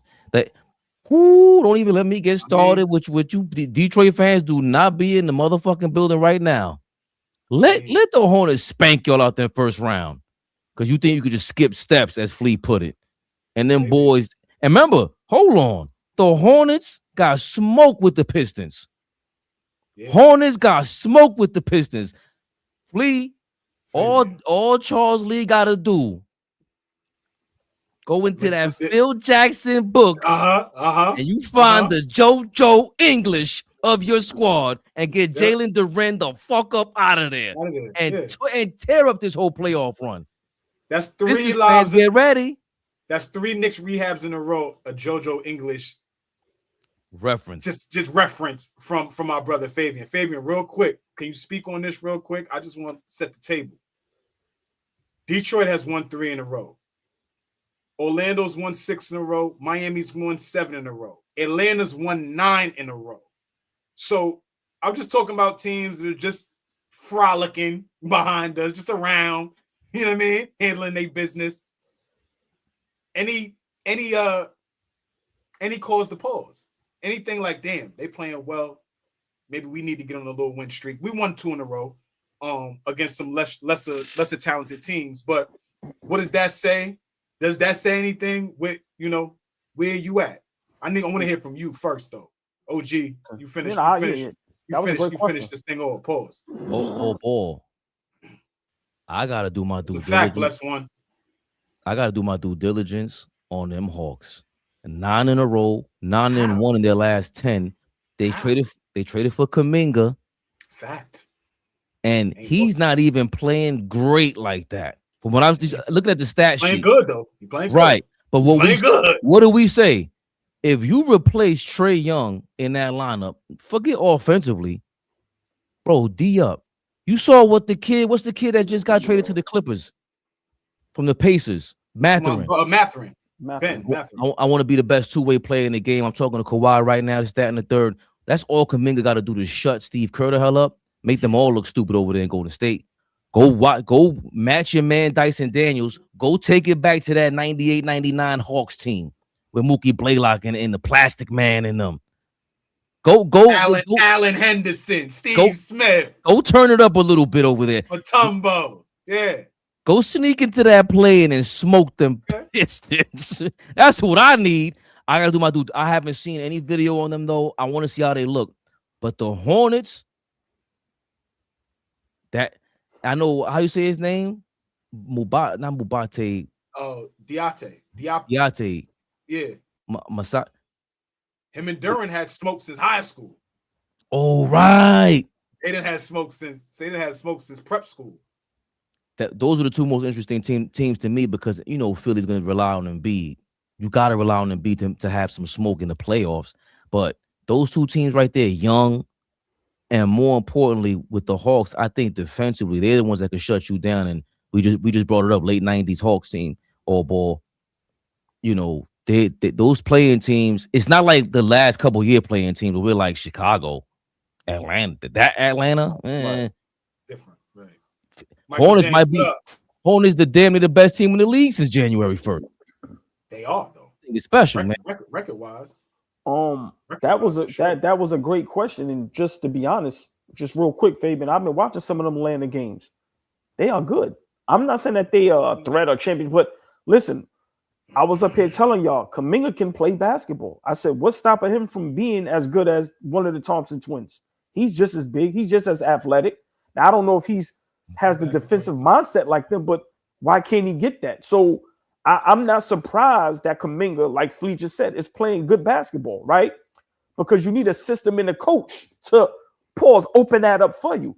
But to answer Flea's initial question, Flea, is very important for us to play good basketball down the stretch right now. Let me explain why. Confidence. You need to have confidence, and you need those opposing teams to not have as much confidence against you. Because if these teams are playing great basketball down the stretch and we're playing bad, just imagine the confidence they're going to have going against us in the playoffs. You always need that little sense of fear. All the great teams, the other teams, it's that sense of fear when you're going up against Kobe and Shaq, Jordan and them guys, SGA and them guys, right? So Fleet is very important because a lot of these teams that were bad in the beginning of the season, now you see the adjustments they've made, the moves they made, the style of basketball they are playing. Fleet, these young teams are athletic, they're tall, and they don't give a fuck who you are. It's very important for us to play good basketball down the stretch. But I'm going to leave with this. And what that has me thinking about is that they can play like that. And if everything goes to shit, it's going to be okay. Orlando has no expectations. Neither does Atlanta. Philly doesn't. Cleveland doesn't. But Cleveland may have some small ones. Boston sure doesn't. Detroit doesn't have. Detroit is in such a favorable position just in terms of the worldwide media and how we look at them. They went from winning 14 games to now they're the number one seed in the conference. For me, I don't think there's any expectations. It is really, really tough spot for the Knicks to be in right now, where there are such huge expectations for a team that just came from the Eastern Conference Finals. And I don't think that that's talked about enough. Everybody could play freely. Boston could still continue to play freely. Detroit can absolutely play freely. Yeah. For me, what I always say is not skipping steps. They're not primed and ready to win no championship. So if they flame out in the second round, they're going to go back home and be like, it's all good. We had a great year. Yep. Right? Yep. Us.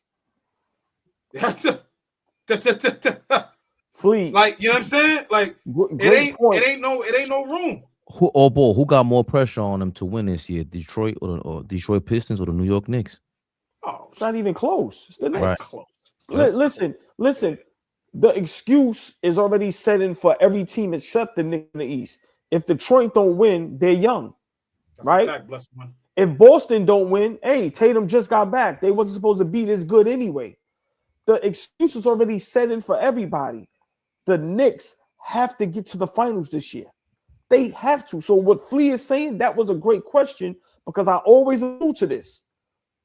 Giants, Patriots, last game of the season. That confidence builder and what happened in the Super Bowl. The rest is history. The Knicks cannot allow for a Hornets, a Raptors, a Cleveland, or Orlando to have that much confidence going up against us to where there's no fear. No, we got to start instilling some fear on some of these teams. So some of these ball games, even though it's against the Pacers and Golden State, you have to win them. And that's why I want to win by 40. Yeah. So when you go into the playoffs with us, that coach is going to the drawing board and going, yeah, we got to be careful because they're capable of doing this. So Fleet, very important. Listen, the pressure's all on the Knicks. Do y'all agree with Vaughn Allen? Vaughn Allen's our guy. He said, Fleet, Cavs, Detroit, Boston don't believe they playing with house money. Their expectations are the same as the New York Knicks. No, I don't know if the expectations are the Disagree. same. no. Boston playing with house money. That's a fact. No, the key, listen, y'all, he's correct.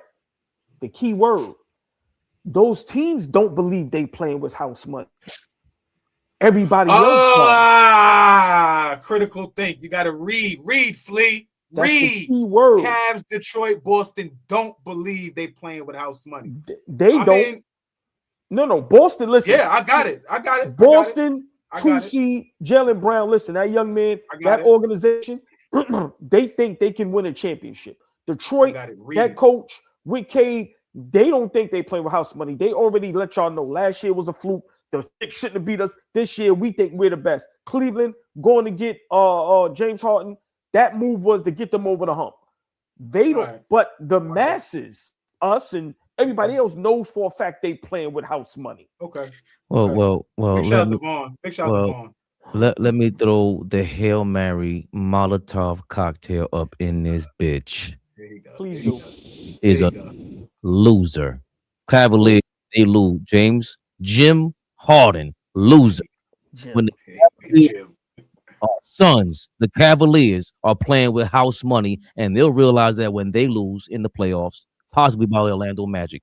Detroit, when they lose in the Eastern Conference, not making the finals, they'll realize that when they say, well, they don't have a second scorer. Cade Cunningham is still young. Jalen Duren is in his early 20s. They're going to see that. That's what's going to come. Yep. The Celtics and the Pistons, they're going to play. They're going to act like they can go win a championship. But if Tatum ain't right, they're going to have that built-in excuse no matter what they got to say. Okay, Joe Mazzulla's not going to tell them that. Mazzulla ain't playing, on the chalkboard. He ain't playing them games. But we know what it is. It's us. It's the media. It's everybody else saying like, supposed to. If we lose, we know Jalen Brunson is punk ass and Josh Hart on them damn roommates bullshit. They feeling it, talking about what the season and running around. What are they talking about on this podcast? They feel it. They know it. Josh Hart be on Twitter retweeting motherfuckers talking about, well, if you don't want me on the team, then fuck it then. Too bad. I'm here. You got to deal with me. They feel this pressure. They know what New York is about. You saw what Iman Shumpert said. When I played for the Knicks, it felt like New York was behind the Knicks. When I played with Cleveland, it felt like I was playing with LeBron. It's two different things. This is the whole city attacking you if you don't show up for the blue and orange. We are lunatics. Detroit and Boston might have that from the fans, but even those Boston fans, they're small fans. They know, our guy just came back from injury. You already know no strangers coming here with the Tatum mask all over again for next.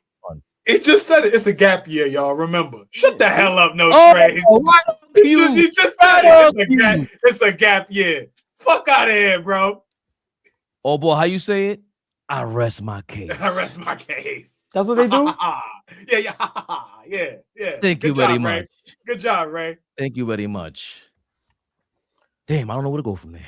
I think that's home. He. Nigga. Sleep. Fuck is wrong with you? Listen, where we go from here? Sick of this. I'm tired of him. I'm so sick of it. I'm so tired of this nigga. Oh, there you go. Okay. I like.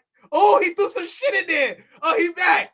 Heard you. I like Big Flea. fucking biggest, y'all. Never the little one. Love y'all, man. For real.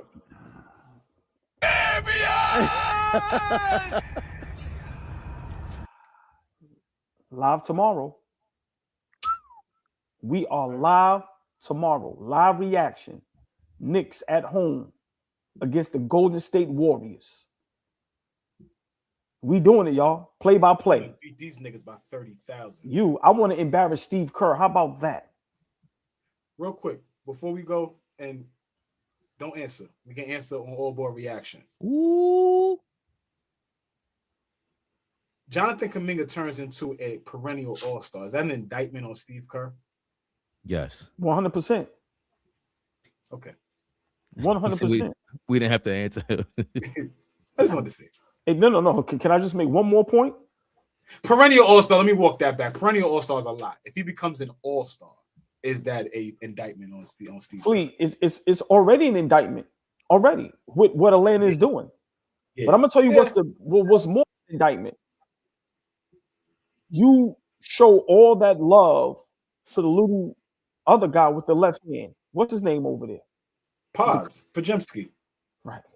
Potter. I don't got nothing to say about that. I'm gonna keep quiet because I had a conversation about that offline. You telling me you empowered that little yo. All right. Yeah. Kill these niggas, Kuminga. Kill these niggas. And when by do the they way, play Golden State? Do they play Golden State again? Flea, remember when I said my dream coach? Mm-hmm. I don't want that nigga. Oh, okay. Walking that back. Good. Facts. I love you for that, bro. I'm glad I ain't you fucking are. with Steve. I don't even like Steve Kerr's Kerr a no great more. coach. Great coach, but yeah, I'm done with Steve Kerr. I don't know. Yeah. Ray, what's up with your face, Ray? I'm looking up the what the fuck? They may not even play Atlanta. Do Right. they? I was wondering. I want to know, do they play Atlanta at all for the rest of the year? Or they might have not. They might have played them twice already. And the youngest in charge said he's okay. Hall of Fame, baby. You know he's a Hall of Fame coach, the youngest.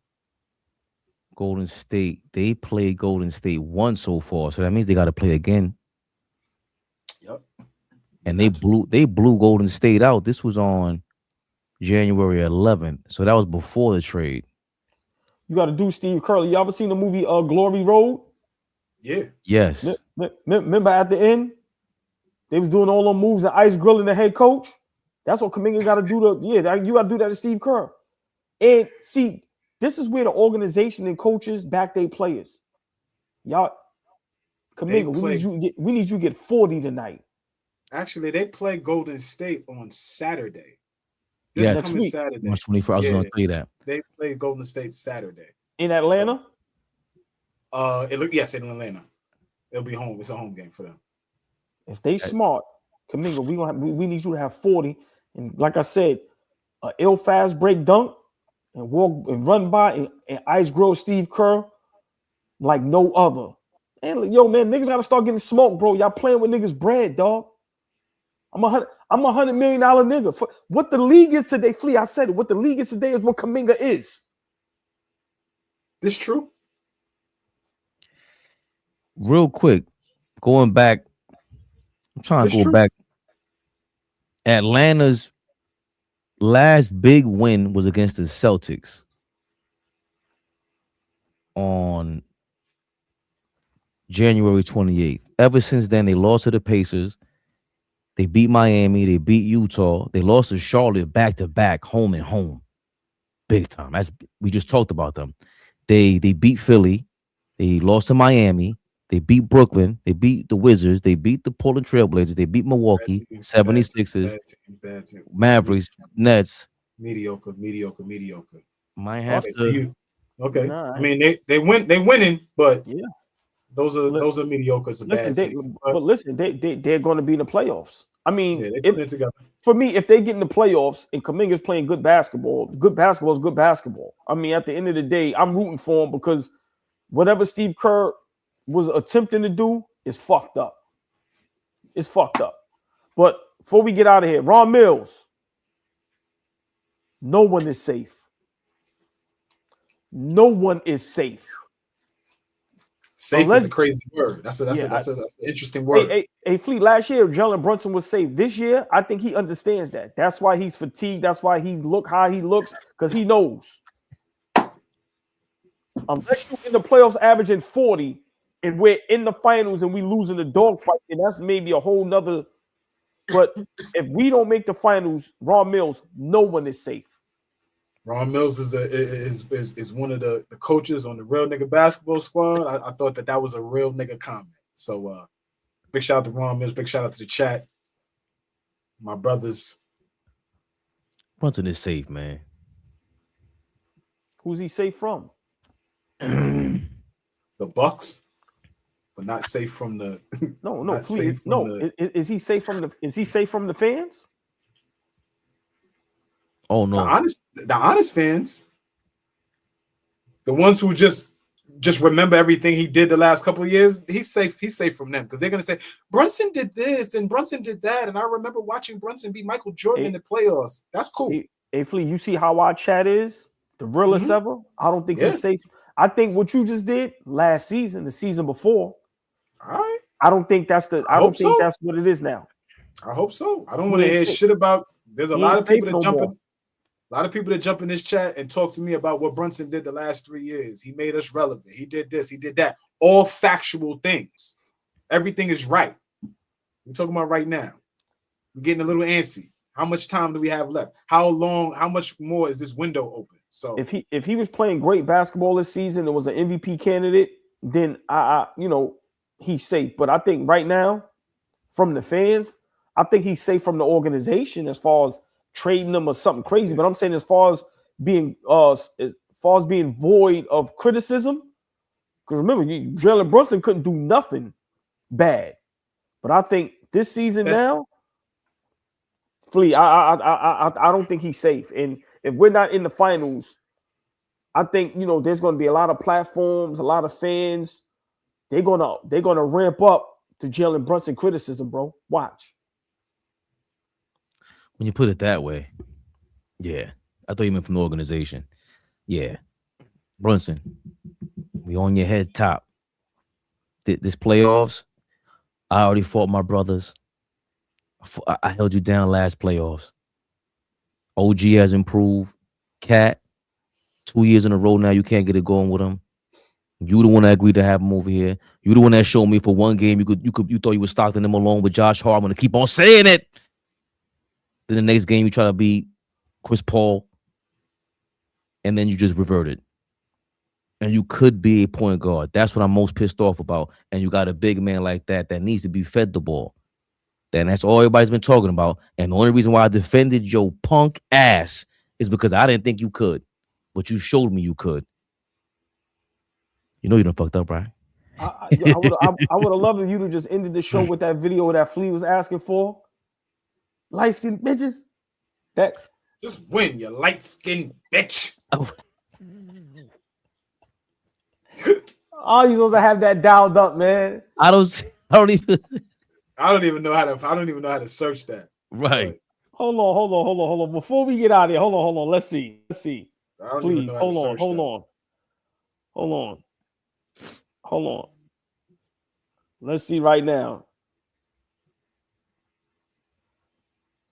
I'm gonna try. I don't even know how to search that.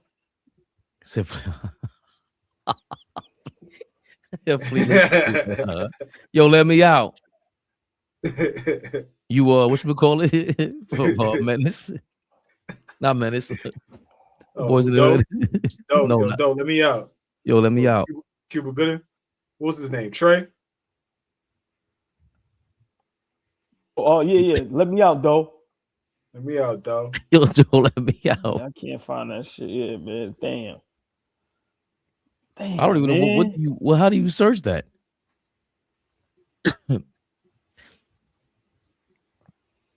John Morant ain't coming for who? Huh? Slick Nick said John Morant. I got it. Got it. Get them fucking W's, you light-skinned bitch. Got it. Oh yeah. Got it. Baby, you got it in the group chat? Nah. Oh, hold on. I'm sorry. I just did something stupid. I sent it to myself. Hold on. Yeah, that was super crazy. Lord have mercy. Here you go. That shit sounds crazy. Did you get it? Mm-hmm.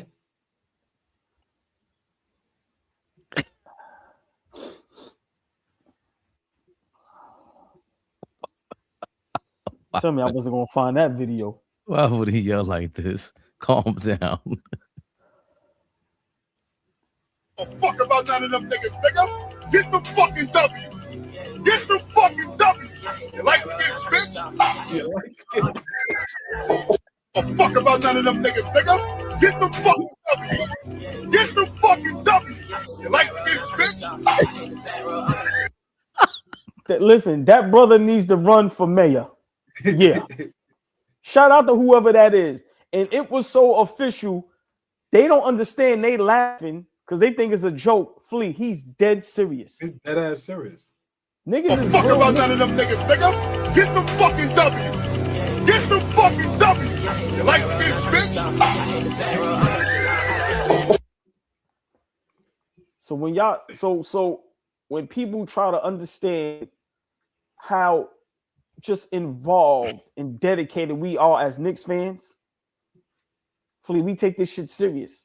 So when you got all these niggas on the team thinking shit is a game and a joke, he represents how real Knicks fans feel, bro. It's a fact. Love it.